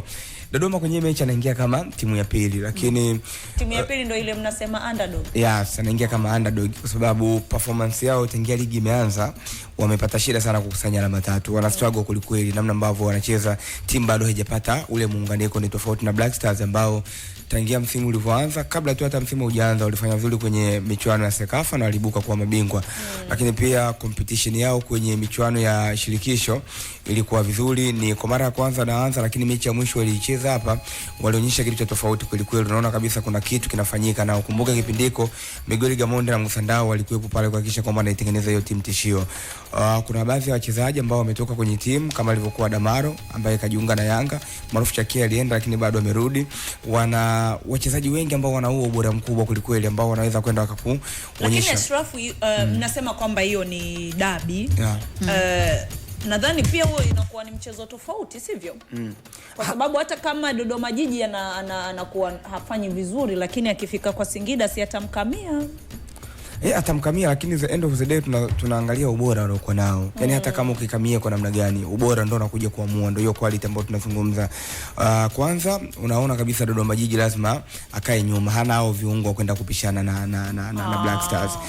Na mara nyingi technically kwenye mpira eneo kubwa ambalo linakuwa na ufundi mwingi na watu huwa wanaamua ni kwenye eneo la kiungo. Ukisikia bwana ile timu ilizidia kwenye eneo la kiungo. Mfano kama jana ulikuwa unaangalia AFCON, Nigeria walizidia kwenye eneo la kiungo. Wale wataalamu wao wakubwa ambao wanatengeneza mazingira rafiki ya kuweza tengeneza pasi hatari kwenda mbele, ukiwadhibiti tu kwenye eneo la kiungo, maana yake ndio unakuwa na faida na unafanya watu wakae kwenye zoni yao. Mtu akiwa anakaa kwenye zoni yake ni ngumu kuja kufunga. Kwa hiyo ndio kitu ambacho nakiona, unasubiri umshambulie mtu kwenye counter attack. Kwa kama wachezaji wake nao ni wazuri pia kwenye kutrack back, wakipoteza mpira kurudi haraka kwenye natural position zao, pia inakuwa ni ngumu kwa kweli kuweza kuwafungua kwenye counter attack. Na ukiangalia Dodoma Jiji wanavyocheza sasa hivi, wanacheza ule mpira wa kasi kweli kweli, wakikutana na timu ambazo wanatoshana nguvu. Lakini unapocheza na timu ya Miguel Gamonde, lazima utambue kwamba ni timu ambayo inaamini kwenye kumiliki mpira. Gamonde si yuko Taifa Stars sasa? Yes, sasa hivi ni technical director wa ile timu, mkurugenzi wa ufundi. Okay. Sasa hivi wako na meneja lakini pia na David Ouma. Ilinipita hiyo. Kwa sababu bado Taifa Stars hawajampa mkataba moja kwa moja ule. Hawajatangaza bado, lakini Black Stars walizungumza kama itatokea wakamhitaji kumpa mkataba moja kwa moja, wao hawana shida, atabaki kuwa technical director kwa maana ya mkurugenzi wa ufundi ambaye anashauri mambo ya kiufundi kwamba timu iende vipi. Kwa hiyo kwenye makaratasi namuona Black Stars ana hiyo faida kwenda kushinda mechi, lakini hivi karibuni hakukuwepo na ushindani, watu walikuwa kwenye AFCON, ligi zimekuwa zimesimama, hatujui watarudi na ule utimamu ambao walikuwa nao. Na unajua ni kama wewe ulikuwa unafanya mazoezi huko kwa mazoezi sio mechi imani. Okay, sawa, tutakuja kuongelea hilo. Hapa tuko na Moses Mpunga ambaye ni afisa habari wa Dodoma Jiji. Moses, mambo vipi? Salama kabisa, habari za jioni. Huku ni salama bila shaka. Dodoma pia mko vizuri? Tunakula zabibu. Mnakula zabibu? Bila wasiwasi wote. Basi mimi nitaomba za kwangu mziagize kwenye basi la Singida Black Stars. Hatuwezi kutuma huku, watakula. Watakuwa na hasira, tutakuwa tumeshawafunga kwa hazitakufikia. Okay, sasa hata mvinyo hawezi kufika. Hata mvinyo watakunywa. Watalewa kwa sababu watakuwa mchanganyikiwa. Wewe bwana unakuwa tu mchoyo. Kwa hiyo zitatufikiaje? Mimi nakuja kwenye mchezo wetu dhidi ya JKT Tanzania. Tarehe 20 ndio mtacheza? Tuanze tarehe 29 kwa hivyo tena subira kidogo. Wewe na huyu ambaye anapiga back vocal maana namsikia anashadadia, mimi napenda anashadadia. Mimi naomba unijie na ile lita 5 wanaita kidumu. Kwa nitawaletea. Sawa. Hapo sakije zabibu au uje mvinyo? Kila wewe Jessica ni mama mchungaji anataka zabibu. Mimi nataka mvinyo. Dini yangu inasema tunywe tusilewe.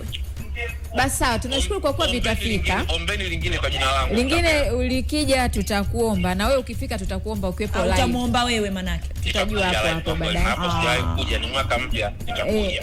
Hapa ni nyumbani bwana. Hapa ni nyumbani, na ukija Dar es Salaam itabidi ufike hapa. Inshallah. Sawa, sasa naomba tufahamu kuhusiana na maandalizi yenu kuelekea mchezo wenu wa kesho saa 1 dhidi ya Singida Black Stars. Tunamshukuru Mwenyezi Mungu, mchezo umekuja ghafla.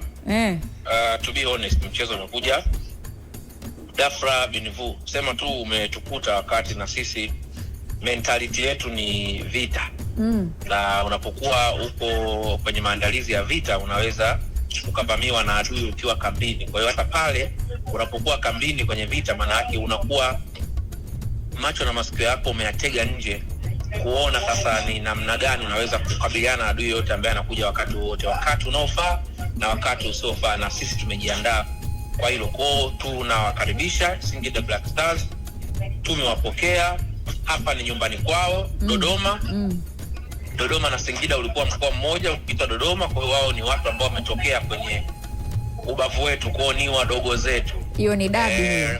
Hii ni dabi ya kanda ya kati. Na desturi ya Dodoma Jiji sisi tulivyojengea, hata nyinyi hapo Crown Media mkiamua kujiorganize mkawa 11 mkaomba mechi na Dodoma Jiji, silaha yetu ya kwanza ni kuwaheshimu. Tuna timu kaka inaitwa Crown FC. Basi yani na mimi ndo msemaji. Mama yangu. Kesha habari yangu. Kwa hiyo niseme tu kwamba hata mkija na timu yenu ya Crown, maana yake sisi silaha yetu ya kwanza ni kumheshimu mpinzani. Tutawaheshimu kwanza, alafu tutawaadhibu. Ndio utaratibu wetu. Kwa hiyo tunawaheshimu Singida Black Stars, ila hatuwaogopi. Lakini mnaenda kucheza na timu ambayo imetoka kucheza michezo hapa ya ushindani. Mapinduzi Cup imecheza, ni timu ambayo ilikuwa ipo bado mnafanya mazoezi, lakini hamjapata mechi ya ushindani siku za karibuni. Amoni pia hilo linaweza likana na ugumu kwa upande wenu? Kiufundi linaweza likawa na ugumu, lakini tulijiandaa kwa sababu tulikuwa tunajua kuna viporo hapa katikati. Kwa hiyo psychological tulikuwa tumejiandaa. Hiyo inatuathiri kidogo kwa sababu to be honest kwenye ratiba yetu tarehe 15 tulikuwa tunacheza mchezo wa kirafiki dhidi ya Fountain Gate. Tarehe 17 tulikuwa tuna mchezo wa kirafiki dhidi ya Mtibwa. Kwa hiyo tulikuwa tunaelekea kwenye ile michezo migumu yenye hadhi ya ligi kuu wakati tunaenda kumkabili Tanzania Prisons. Lakini ndio hivyo, ratiba imevurugika. Kama nilivyosema, sisi ni askari na askari hachagui vita wala hachagui uwanja wa vita. Kwa tuko tayari kwa ajili ya mchezo huo, hatuhofii mchezo huo umekuja, tuko tayari kukabiliana nayo. Na leo nilimwambia ndugu yangu Hussein kwamba nimempa challenge kwamba ikitokea sisi tumepoteza mchezo, mimi nanyoa upara. Sijawahi kunyoa upara toka nizaliwe. Kaka, una kitu cha kunyoa upara kweli? Nikamwambia ndugu yangu, na wewe pia tukikufunga inabidi unyoe upara. Yeye akasema ana kichwa kama tofali. Na kweli ndugu yangu na kichwa kibaya, bora cha kwangu mimi kidogo kina afadhali. Ila Hussein ana kichwa kibaya. Sasa utafikiri korosho. Kwa hiyo yule akinyoa upara itakuwa ni balaa. Mtataka tufanye tu tunacheka tukiwaona. Ndio bato letu, katavaa kofia, ndio bato letu kesho.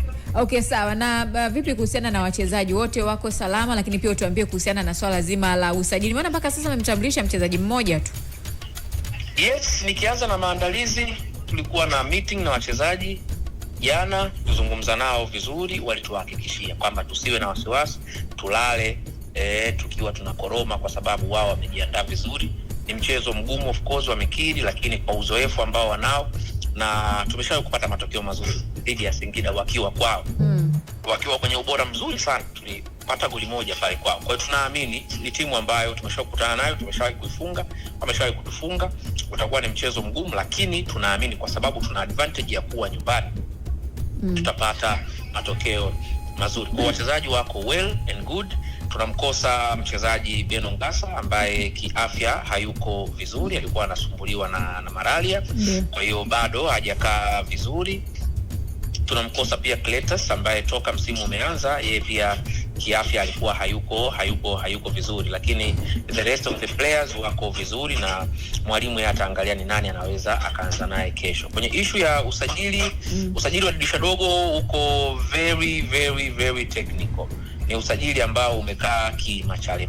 Yani unajua usajili mkubwa wa dirisha kubwa ndio huwa unamaliza kila kitu. Dirisha dogo tumeletewa kwa ajili ya kufanya marekebisho, na wachezaji kwenye kipindi hiki wengi huwa wanakuwa kwenye mikataba.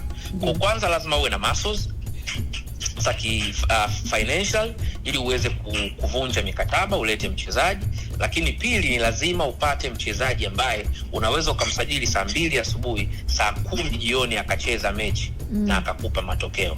Yani sio mchezaji wa kumwangalia.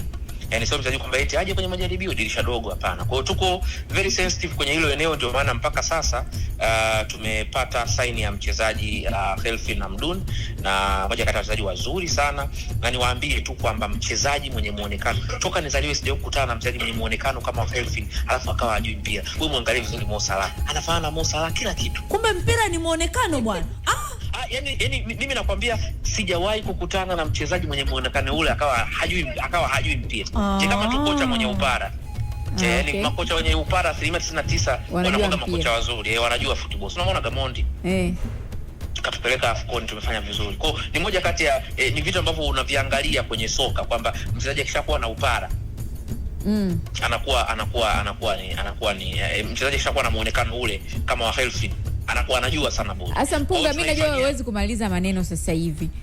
Umeshatuambia kuhusiana na maandalizi yenu ya kesho, mmejipanga vizuri, mtamfunga Dodoma, mtamfunga Singida. Mimi kesho nitakupigia simu usiku baada ya mchezo kumalizika, tutazungumza zaidi. Asante sana. Mimi niwashukuru sana. Zabibu zitakuwa njiani nikiwa nakuja. Haya, asante sana. Shukrani sana. Huyu bwana ni Moses Mpunga, afisa habari wa Dodoma Jiji, lakini tutakuwa wachoyo wa fadhila ama sio waungwana kama hatutaongea pia na upande wa Singida Black Stars. Hussein Masanza ambaye kwa mujibu wa maelezo hapa ameahidiana kwamba atakayefungwa atanyoa upara. Sijaona kichwa cha upara kati ya wao wawili. Mradi wanaamua kutaka kuchekesha watu basi ni sawa, lakini kama sio kutaka kuchekesha watu basi kila mmoja itabidi ajipambanie. Hussein Masanza, mambo vipi? Safi, ni aje? Salama kabisa. Umefika karibu na mitaa ya nyumbani kabisa huko.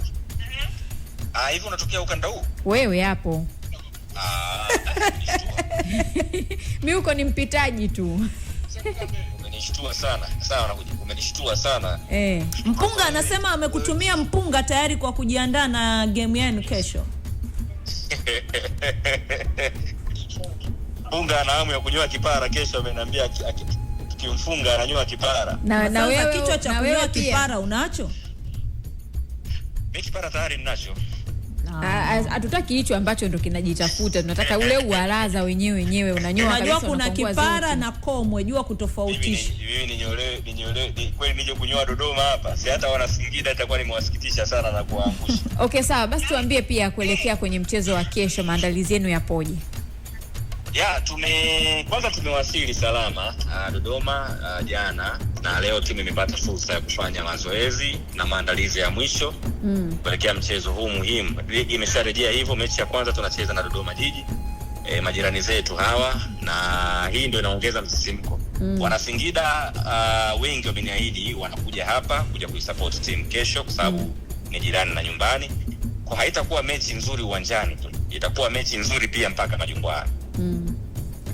Okay, sawa. Na vipi sasa kuhusiana na hali za wachezaji, wote wako salama ama kuna changamoto sehemu yoyote? Wachezaji wetu wote wako salama, kwa wale ambao tumesafiri nao, na tunamshukuru Mwenyezi Mungu wamefanya mazoezi ya mwisho, hakuna alipata changamoto mazoezini, isipokuwa tuna mchezaji mmoja hatujasafiri naye, mchezaji wetu Andy Kosiril ambaye alipata majeraha kwenye mchezo wa nusu finali kule Zanzibar. Okay. Yeye anaendelea na uangalizi wa karibu wa madaktari, tumemwacha Dar es Salaam kwa ajili ya kupata matibabu. Lakini tunamkosa pia Khalid Aucho ambaye yeye bado anaruhusa, hajarejea nchini, yuko Uganda. Lakini pia ruhusa yake inatokana pia na, utakumbuka mechi ya mwisho dhidi ya TRA kabla tujaenda mapumziko, alipata adhabu ya kufungiwa michezo 5. Ndio. Kwa hiyo tunamkosa kwenye mchezo huu kwa sababu hizo. Lakini kimsingi wachezaji wote ambao tuko nao hapa Dodoma wako tayari kwenda kushuka kwenye uwanja wa mechi, kwenda kutupambania alama 3 na kuwapa furaha mashabiki wetu. Okay, vipi kuhusu sajili mpya ambazo mmezifanya na nyingine pengine mna mpango kuendelea kuzifanya? Dirisha dogo tunafanya masahihisho kwenye baadhi ya maeneo, lakini pia tunajiimarisha kwa sababu hakutakuwa na fursa nyingine mpaka msimu uishe. Kwa tuko makini sana katika eneo la usajili. Wataalamu wetu wanaendelea kushauri uongozi, na uongozi unafanyia kazi mapendekezo kadhaa ambayo yanafanyika. Kwa hiyo ni mapema kwanza kuzungumzia usajili kwa sababu dirisha bado liko wazi. Na sisi Singida usajili wa tunafanya mpaka siku ya mwisho. Okay. Siku ya mwisho ya dirisha kufungwa ndo tunasema na sisi tumefunga usajili. Kwa bado kazi inafanyika kuhakikisha kwamba tunapata kikosi imara katika awamu ya pili ya mashindano. Basi sawa, sisi tunakutakia kila laheri. Kesho pia tutazungumza baada ya mchezo, tujue nani atakuwa amenyoa kipara wakati huu. Asante sana. Hai, shukrani pia kwa Hussein Masanza, kama ambavyo umemsikia hapo, naye amebainisha kwa upande wao wamejipanga vizuri, na Ashraf umeshazungumza hapo kuelekea kwenye mchezo huo. Mimi nadhani pia tuisubiri hiyo kesho tuone namna ambavyo mchezo utachezwa, lakini sajili mbalimbali zinaendelea kufanyika na wachezaji mbalimbali wanaendelea kutangazwa. Leo Yanga wamemtangaza Depo ambaye bila shaka baadaye kwenye Joga Bonito tutakuwa na wakati mzuri wa kumwangalia huyu Depo ni nani na ana potential kiasi gani mpaka Yanga wamemsajili, na ataisaidia Yanga kwa kiasi gani. Ila kwa sasa besela hili naomba tu liwe goli, isigonge besela. Iwe tu goli. Kitoka hapo basi ongea na Ashraf. Huyu lazima nimalizane nizungumze naye vizuri. Kitoka hapo ongea na Ashraf bwana. Nazungumza naye vizuri kabisa. Producer, nitamuelezea. Tunahitaji training ya mental health humu ndani Matias. Kijana alikuwa anacheza matangazo, tunashangaa. Jamani, mtu asiburudike. Kwa sasa tukao tunajiuliza, alafu anashtuka, wimbo umeisha. Kwa hiyo tuletee training ya mambo ya afya ya akili bwana. Lakini sawa, nimechukua hiyo. Ashraf ukae ujue pia ni mtaalamu wa saikolojia. Mganga tumetoka kumwambia. Kaka hiyo ilikuwa nakula burudani. Na mbaya zaidi ukweli ulio shahiri dhahiri. Yuko single kwa miaka 3. Kuna mtaalamu mmoja alisema ukikaa bila kufanya lile tendo kwa muda mrefu unakuwa tu na hasira. Al-Hilal. Hasira za nini? Mabango yako juu na mpira uko na kasi, na sasa nenda benchi kapteni Gia Bashi. Si unamkumbuka Zila mzee wa Vyenga, midwa salasala katoka akaingia Nenga. Arudi ndani la sheria, ukitwa benchi urudi tena uwanjani. Baada ya kufunga kwa kisigino na bado akaitwa benchi Digala Pancho Latino. Jizma Bov kamsomeshe Cappuccino, uwanja na matuta tambalale mbele shimo. Mana bado tunawapenda. Ukisema utokeze tuna mengi ya kusema. pumzi yangu tachukua na mimi nirudi benchi. Why yeah. Nika mechi na timu tuloichagua lazima kukaa. Yeah.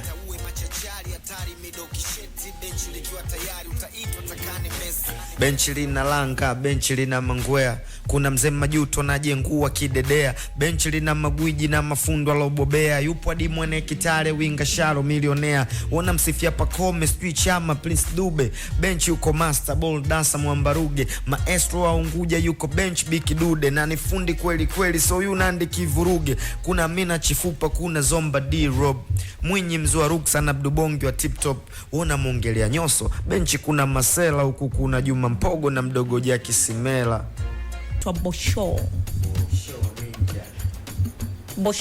Bosho Ninja. Korogwe Finest. Nataka kuuliza Korogwe ndo unatokea? Yeah, Korogwe. Mimi natokea Korogwe, Tanga, Tanzania. Okay. Yeah. Hongera sana kwa kuwa proud na unakotokea. Sio watu wengi wanaweza kufanya hivyo. Ni hip hop, represent where you from. Watu wa hip hop siku zote tuko real bwana, sio? Yeah. Lekule ni kabila la Tanga? Hapana. Na wapi? Moshi. Sasa imekuwaje Moshi Tanga? Okay. Mimi natokea Korogwe kama nilivyosema Tanga. Korogwe ni barabarani. Ni Korogwe ni barabarani. Kwa mimi babu yangu mzee Lekule ambaye ni babu yangu mza baba, yeye alimove kutoka Moshi kuja Korogwe, akaika makazi yake pale long time. Kwa mimi hata babangu mimi ni Mchaga lakini amezaliwa Korogwe. Au kama amezaliwa Moshi alienda tu kuzaliwa lakini akakulia Korogwe. Kwa the same babu yupo Korogwe lakini japo ametangulia mbele yake lakini makazi yake yapo Korogwe. Mzee Kule japo ni Mchaga lakini mimi pia nimezaliwa Korogwe, nimekulia Korogwe. Kwa hiyo mimi nikisema mimi ni Mchaga ni kwa sababu tu babangu ni Mchaga. Lakini mimi ni Mzigua kwa sababu nimekulia Tanga, nimezaliwa Tanga, mamangu ni Mzigua. Okay, na mambo ya Kitanga si haba, sivyo? Alhamdulillah. Okay. Hongera kwa mixtape yako ya Korogwe Finest. Yeah. Nyimbo 10 si mchezo. Yeah.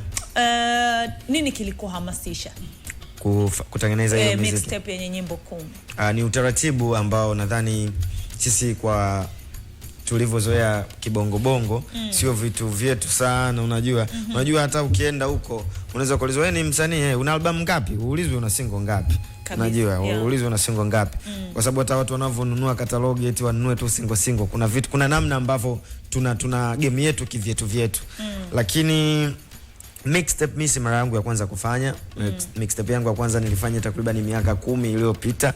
Wakati nikiwa kijana mdogo kabisa, nimetoka Tanga ndo nimeanza kusogea mjini na kuja na kuondoka. 2016 hiyo sio? 15 fulani mwishoni. Okay. Kwa hiyo nilitoaga mixtape mwezi wa 10 nayo. Hiyo 2015 nikawa nauza shilingi 5,000. Hakuna mtu ananifahamu. Hiyo nayo ilikuwa na nyimbo 10 the same. Na hakuna mtu alikuwa ananifahamu. Okay. Ilikuwa nikifika mahali mimi watu wana rap, nafika nachukua mic na chana, mtu akaniambia wewe noma, naambia yes, lakini nina bidhaa yangu hii. Na kile nilikuwa nauza CD 5,000. Kwa hiyo ni utaratibu ambao for me nimeuzoea na niko na wateja wangu ambao nimetoka nao huko long time. Yes, kuna mtu mwingine anakuambia mbona unatuuzia hivyo kwa WhatsApp ama email? Kwa nini usingeweka kwenye platform zingine? Zipo ngoma ambazo zipo kwenye platform ambazo wewe unataka. Ila hizi kuna utaratibu wake huu. Kwa sababu gani? Hii ni game tunafanya. Kwa level ambayo uko nayo inabidi uangalie namna gani unaweza kutengeneza pesa kwa hapo ulipo. Usisubiri eti nifike mpaka nani ndo nitafanya hivi. No. Kwa watu wako mtaji ni watu. Ukiwa na followers wako tuseme 50,000 tu Instagram, lakini wale watu 1,000 tu au watu 500 wakanunua mixtape kwa shilingi 7,000 tu ambao unauza mimi au shilingi 10,000. Kuna namna umepiga hatua kuliko usubiri hela ya kampuni fulani ya miezi 6 ya masimango. Nimependa hiyo initiative ya kuuza ngoma kwenye email, kwenye WhatsApp. Yeah. Business model yake iko? No, yani ni ama tu ni wana kama mimi naweza nikakupigia wewe Bosho nitumie. Yani mimi na kwenye social, kwenye platform zangu za Instagram sio wapi, naweka pale utaratibu kwamba nambari ya simu hii hapa ambayo ndio inapatikana WhatsApp, utalipia hii kwa account zote unazotaka na unavyolipia na maana dakika moja inaingia. Mtu mwingine ananiambia sasa hivyo uo fee kwamba mtu anaweza ukamtumia nyimbo asikulipe. It's okay, kwa sababu mwisho wa siku ukiachana na pesa pia tunahitaji kazi ziwafikie watu wengine wengi. Yeah, kwa hiyo ni iko 50-50. Kwa siku unapata wateja ngapi? Kwa siku kusema napata wateja wangapi siwezi kusema, lakini naweza kuiweka, naweza kuiweka kwamba siwezi kusema bei gani, lakini ni kwamba kuna namna mimi sijasema kinapatikana. Kwa mwezi let's say unapata wateja kama wangapi? Wengi. Wengi. Wengi napata. Wapo ukiwatumia ngoma anapotea? Wachache sana. Alafu fresh. Kiro safi. Fresh kabisa. Ni kama tu mtu akaja dukani kwako, akaangalia akaona mbona una wateja wengi hapo, umezubazuba, akafungua friji akachukua soda akaondoka. Wapo. Kawaida. Baadhi ya watu niliokuwa nawauliza kuhusu wewe, wakaniambia huyo Bosho noma huyo, anajua yani ana talent kubwa sana. Kitu gani ambacho wewe umekuwa ukikisimamia kwenye muziki wako na kipaji chako mpaka watu wamekujengea imani kubwa sana na wanakuweka kati ya wanamuziki ambao wana vipaji vya hali ya juu? Mimi hapa nimeanza kufanya hichi ninachokifanya muda mrefu, kama nilivyokuambia na mixtape miaka 10 iliyopita. Ilipofika mwaka 2018 kuna session nikapataga ya radio. Ilikuwa ni session kubwa ya rap. Nikafanya vizuri sana. Kutoka pale nikatoka kwenye hiyo underground rap ndo nikaanza kuingia mainstream. Nikafanya EP yangu ya kwa yote inayomuhusu 2020. Nilikuwa na Jinako, nilikuwa na J Melody, nilikuwa na Girls B, nilikuwa na watu wengi, tulifanya wanene pale. Nikasogea, unajua. Ndo kama hivyo watu wakanipa hiyo imani kuna wow, huyu jamaa kumbe anaweza. Kwa hiyo sina wimbo ambao labda umekuwa mkubwa sana Tanzania, yani umebust, hapana. Lakini watu ambao wanafuatilia muziki au wanafuatilia rap, kila mtu anamjua Bosho Ninja. Yes, unajua. Kwa hiyo mimi ninachojaribu kukisimamia ni kwamba niwe na consistency hapa nilipo. Kama siwezi kupanda basi nisishuke. Kabisa. Mwenyewe nitaanza kununua na ngoma. Kila baada ya mwezi nauliza vipi hamna chuma kipi? Yes, wapo pia umeona. Sasa umeona kuna mtu mwingine nikamwambia bwana, mimi nauza mixtape yangu hii na ngoma 10, nambari yangu ya simu hii inapatikana labda kwa F7, si ndio? Mtu mwingine akasema sasa F7 si ungeupload tu mtandaoni. Okay, it's okay. Na mwingine analipia, alafu anakuambia oya, ikitoka nyingine niambie. Unajua zile. Kabisa. Yes. Umewahi kushiriki ngoma ya Stamina Underrated, ukatia verse yako pale. Unadhani kwa namna gani hili tatizo la wasanii hasa chipukizi wanavyokuwa vipaji vyao vinavyokuwa havipewi uzito, licha ya ukweli kwamba wengine wanakuwa na vipaji, wana consistency na nini, lakini jamii inakuwa kama haijawapokea vizuri na inawadidimiza. Unadhani kwa kiwango gani imekuwa ikiwavunja moyo na hata kupelekea wengine labda kusema acha tu niachane na? Wapo wengi wame give up kwa sababu ya vitu kama hizo. Lakini nikijiongelea mimi binafsi, changamoto kwangu ni ngazi nazitumia kufika juu. Unajua wanatu underrate, wanatufanya wasanii wadogo. Lakini ni wanatu underrate, lakini sisi hatuko huko. Unajua sisi ni wakali and everybody knows, lakini kutokana na system ilivyo na game ilivyo, kuwa underrated ni mtu mwenye atakuchukuliaje. Yani ni kuna mtu anakupa heshima yako unayostahili, kuna mtu mwingine ndio hivyo anaku underrate, kuna mwingine anaku overrate, mwanangu hizi sifa hizi zimekuwa too much. Lakini mwisho wa siku ndio game. Yani ndio game. Kama umekubali kuingia kwenye muziki, ukubali hizo mtu kukufanya kama uonekane mkubwa sana au kukudogosha au kukuweka kwenye size gani. Kila mtu na ambavyo anaona yeye. Kwa hiyo ukiutazama muziki wako na namna unavyofanya, unaona jamii inakupa kile unachostahili? For me sitaki jamii inipe ninachostahili. Mimi nataka pesa kutoka kwa jamii. Kwa hiyo hizo pesa bado sijazipata. Yani mimi nafanya muziki, ukiacha kuelimisha, kuburudisha, mimi nafanya muziki ubadilishe maisha yangu. Bado manake bado mashabiki hatujakupa unachostahili. Bado yani kuna kusema hawajanipa unachostahili pia nitakuwa nakosea, kwa sababu Bosho wa leo sio wa miaka 5 iliyopita. Na nguvu hiyo imetoka kwa mashabiki ambao wananisupport, wananunua mixtape, wanatokea kwenye shows, wana download ngoma na vitu kama hizo. Kwa hiyo for me, najua unazungumza na wasanii wenzako wengine. Na wapo wale ambao wanakutazama kama kio. Ni ngumu kiasi gani kwa wao kuhimili kishindo cha kuwa underrated na jamii kutokuwapa kile ambacho wanadhani wanastahili? Sijajua wao wanachukuliaje, lakini mimi ni unajua game, hata sisi wasanii pia tunaichangia sana hiyo hali ya kuwa hivyo. Unajua unakuwa kuna kipindi mtu anakuwa overrated, anashindwa hata. Mimi nishakutana na wasanii ambao mimi na wao, mimi ni mkubwa, yani mwazidi numbers, ni mwazidi followers, ni mwazidi experience, ni mwazidi exposure, yani kwa muda ambao nimekaa kwenye game, lakini hata akipanda kwenye vikiviki anajificha kinoma. Akati mimi mtani kwangu, yani ukipanda pikipiki wewe bosi, kwa sababu watu wanapanda daladala 400. Kwa ukipanda pikipiki 2000 3000 unaonekana wao. Lakini yeye anajificha na ana wimbo, ana nini, alipata tu session 2 3 hivi akaonekana anakuwa kwake ni hiyo nayo pia inachangia hiyo mtu kuona kama mbona wao wananifanyia mimi hivi au hiyo pia. Lakini Bosho mimi nadhani ni push pia kutoka kwa hadhira. Unajua kwa nini nakwambia hivyo? Mimi sio msanii. Ndio. Na mimi natumia bodaboda mara nyingi na niko yani nimerelax, niko very comfortable na bodaboda. Kwa unaona kwamba eti kapita na bodaboda mara kadhaa.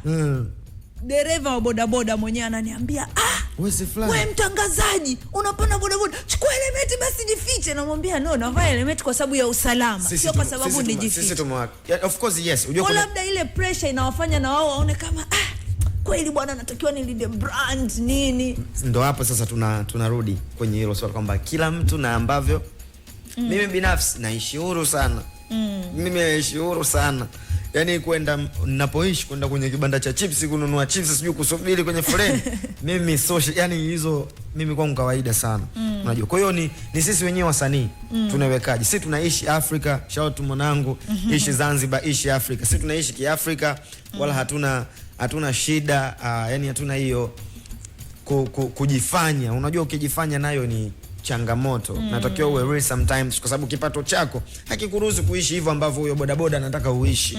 So ishi wewe. Unajua kila mtu anatamani kupanda kwenye mgari kwenye nini, lakini sasa sometimes inabidi uishi kutoka. Kuna watu wanapata tabu sana kwa sababu ya majina. Na sio kila anayepanda boda labda hana pesa. Wengine wana vipaumbele tu ni tofauti. Exactly. Unajua kwa sababu mwingine anawaza labda anataka niwe na lijumba kabla ya gari. Hata mimi, yani mimi nina gari unajua nina nyumba 2. Ule upepo wa wasanii kususiwa na mashabiki kutokana na kile walichokiita kuto kusimama na wao kuhusiana na mambo yanayowahusu. Wewe ulikupitia? Wana wasanii wao, wasanii sisi kama unavyoona tunauza mkononi, tuna watu wetu hawana noma. Wewe kwako mambo yalikuwa mimi wangu hawana noma. Yani mimi wa kwangu wana watu wao. Mimi wa kwangu hawana noma mpaka tunauziana mixtape. Huo ni sisi tunaonekana kama ni wasanii fulani ambao sio wale. Kwa hiyo sisi tuna watu wetu. Kwa wewe haijakuathiri kabisa? Imeweza kuniathiri kwa sababu kama ni shows sio za kwangu peke yangu, ni pamoja na wasanii wengine. Najua kama ni nini sio cha kwangu peke yangu. Kwa hiyo kuna namna ambavyo imeathiri. Kama kitu kinaathiri game nzima, ina maana hata kama mimi haitonifikia kwa 100%, ila kuna namna ambavyo hata mimi kuna namna ambavyo najisikia vibaya ile moment wakati ule, lakini sina cha kusema, no comment. Wakati unaandaa mixtape yako ya The Korogwe Finest, ulitaka mashabiki zako wapate nini? Mi watu wengi wamenifahamu kwa sababu ya hizi freestyle session. Watu walikuwa wanatamani, na baada ya kuingia labda tukamwambia tumekuja mainstream, sometimes tunatafuta kuangalia hapa na pale tutapata hits, tutapata muziki wa tukapata hela na nini. Kwa sometimes watu wana miss ile michano. Kwa hiyo mixtape ilitoka wakati ambao najua watu wamemiss michano, watu wamemiss yule Bosho Ninja ambao wamewekwa kumsikia. Kwa nikajaribu kuandaa ngoma zangu nzuri za rap. Nikajaribu kushirikisha watu wazuri. Yani mimi mwisho wa siku hiyo ilikuwa kwa sababu watu wangu wa enjoy rap. So special kwa mainstream. Hiyo ilikuwa na kwa sababu watu wa enjoy ninachokifanya. Wakati nasikiza hiyo Bench, ni ngoma ambayo inavuta hisia sana. Ulifikiria nini wakati unaiandika? Bench ni wimbo ambao unazungumzia watu maarufu au wakubwa, iwe kwenye siasa, kwenye habari, kwenye ongo tofauti tofauti, ambao wameshafanya makubwa kwenye hizo tasnia zao. Bench ni kama bench niloliongelea ni kama ile bench la mpira ile wanafanya substitution. Kwa hiyo mimi nimeiongelea hiyo kwenye engo ya kufariki. Ushaniona kwamba kuna watu washafanya makubwa lakini leo wako bench. Kwa hiyo mimi na wewe tuishi kwa heshima chini ya jua, kwa sababu wapo watu ambao washafanya makubwa kuliko sisi lakini leo wako bench. Ushaniona? Wako benchi tu, sasa hivi vimebaki tu story kwamba fulani alifanya, fulani alienda. Kwa hiyo ni wimbo ambao ni kama kujaribu kuwaheshimisha au kuwakumbuka watu ambao washafanya makubwa kwenye tasnia tofauti tofauti ndani yetu, naamini ndani ya nchi yetu ya Tanzania. Okay. Yeah. Kuna ngoma ya mapenzi humo kwenye Yes, kwenye mixtape wimbo wa kwanza kabisa. Mimi si nimetoka Tanga. Kwa hiyo wimbo wa kwanza kabisa unaitwa Tulizana. Shout out to auntie yangu Stara Thomas, amefanya chorus.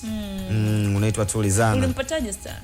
Of course, okay. Kuna wasanii labda ni wakubwa kuliko wewe, huenda walimtafuta na juhudi zao hazikufanya. Shout out to Pala, producer alofanya hiyo beat anaitwa Pala. Pala hii alikuwa na project yake inaitwa Urathi. Hiyo Urathi alikuwa anachukua zile ngoma za zamani, anaongea nao, anakuwa anazisample, anaziweka kwenye mtindo wa rap, then watu wanakuwa wana rap Urathi kama urithi. Kwa hiyo hiyo ni ngoma moja wapo. Kwa hiyo Pala yeye ndo aliconnect moja kwa moja na madam, wakaongea, wakakubaliana, akafanya. Mimi sidhani kama hata alikuwa ananijua. Ukuta amenijua baada ya kurekodi. Si unajua. Kwa hiyo alifanya, hamkukutana, alifanya chorus. Yaani mimi nilianza kufanya. Akaja kutia chorus. Akaja kufanya chorus, lakini baada ya kutoka hata kusikia wimbo mwenyewe akanipigia, noma sana. Hebu yani alisikia fana, hebu nitumie tena na. Hebu tuwekee hiyo Tulizana kwanza. Uko nayo hapo nani? Ama nayo umeongezea speed ili iwe tamu. Unyama.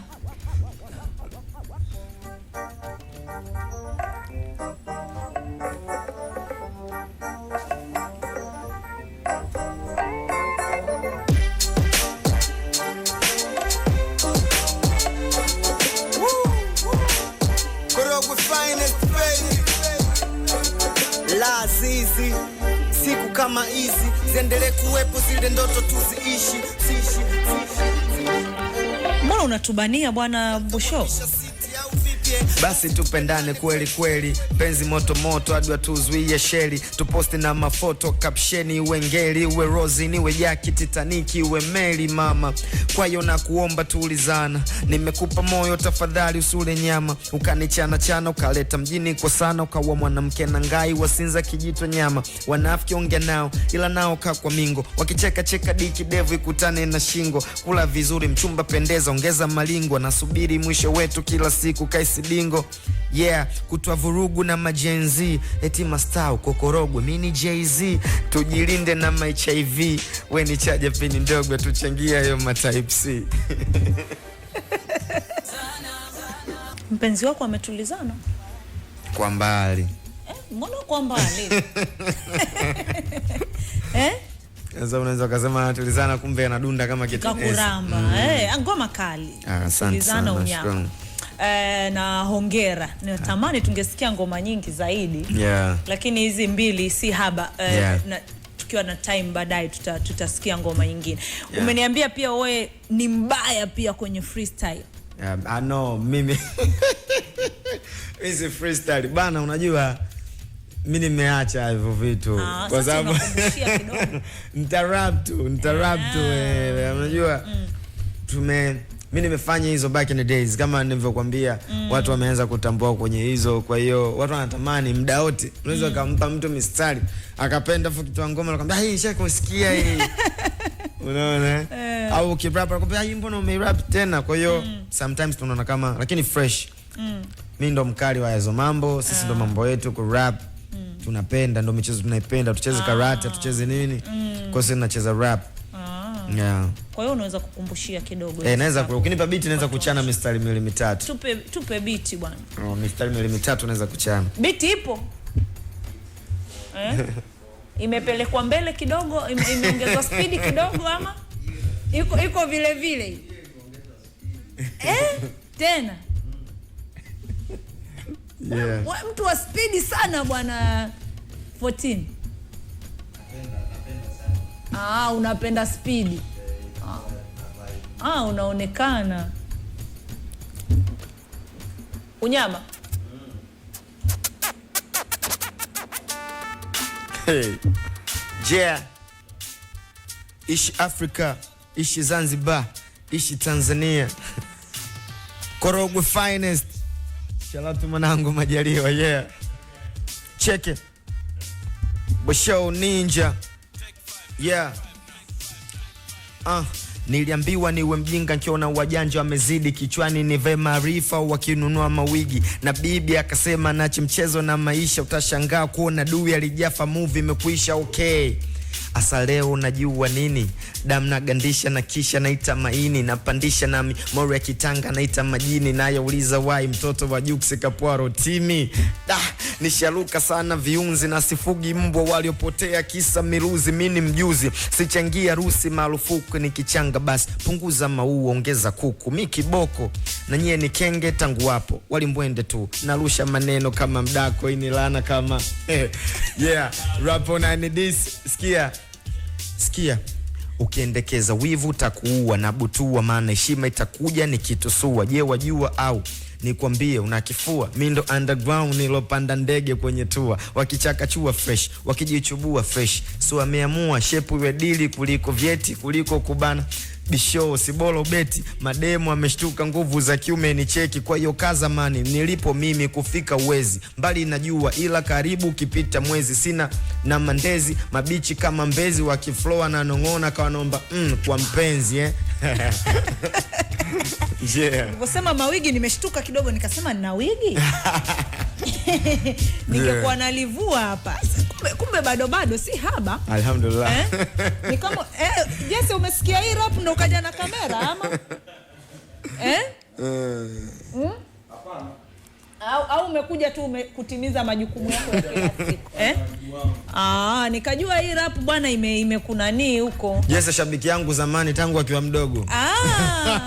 Sasa mbona yeye ni kama amekuwa muimbaji fulani anababaisha. Huyu rapper zamani. Mimi ni mdogo wangu lakini kwenye muziki amekuwa anababaisha. Music video ya kwanza kuishoot.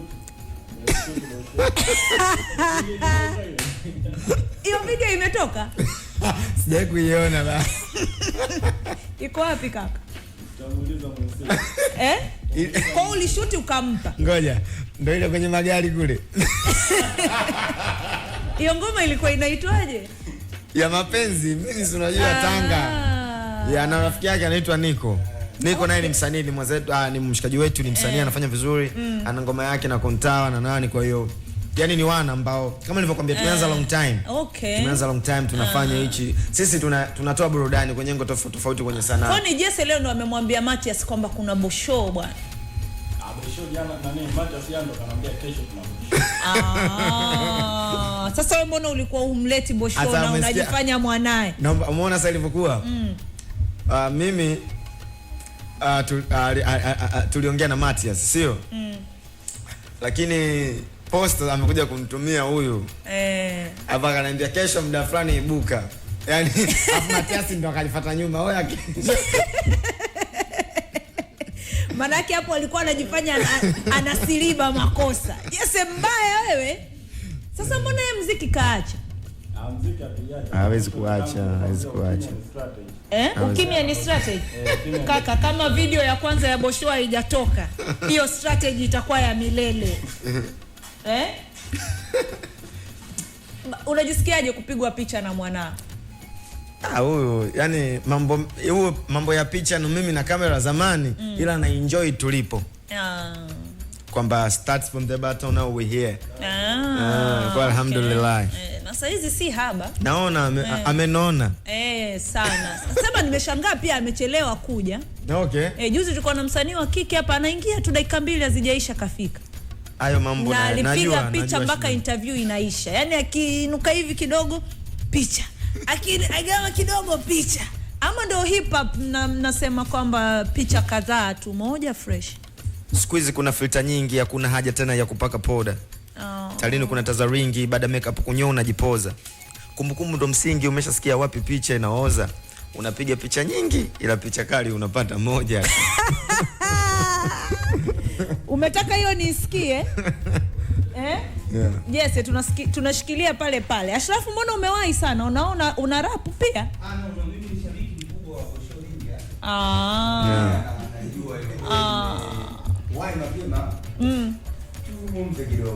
Yeah. Mzungumze hapa umwoni kama yuko kwenye internet. Alafu kitu ambacho labda nikiweke hapa onea, Evude Milius amenunua mixtape yangu mimi muda kweli ujue. Evans. Lakini wanao hawajanunua. No, hawa ni mashabiki zangu. Alafu unafikiri mashabiki zangu wote wamenunua? Hapana. Lakini unajua kuna ile mimi naona rafiki yangu ana business. Hata sihitaji kitu chake. Ndio. Nanunua sio kwa sababu nataka kukitumia, na msupport sana. Sasa ndio hicho ninachosema, hawa wawili wanaojiita mashabiki zako mbona hawajanunua? Huyu amenunua hapa. Jose simweza. Jose umenunua? Mimi yani lapo ambao tunaonesha. Jibu swali, umenunua? Umenunua? Jose acha michezo, umenunua? Ila support si nakuja jamani. Umenunua? Naomba nimtangazie leo. Bwana, mixtape yangu imetoka Korogwe Finest na ngoma 10. Inapatikana kwa WhatsApp, email ama Telegram na nambari ya simu ambayo special inatumika kwa hiyo. Hiyo pesa anayotakiwa kununua. Tukitoka hapa chukua namba yangu, yani utaipata. Sawa. Whether utamtumia ama hutomtumia. Nambari yangu ya simu ni ambayo natumia kwa sababu ya hiyo mixtape ni 0719 44 75 16. Hiyo ni namba kwa ajili ya kununua mixtape 2. 0719 44 75 16. Bosho Ninja Tanga Boy, Korogwe's Finest. Crown Media. Hapa ni nyumbani.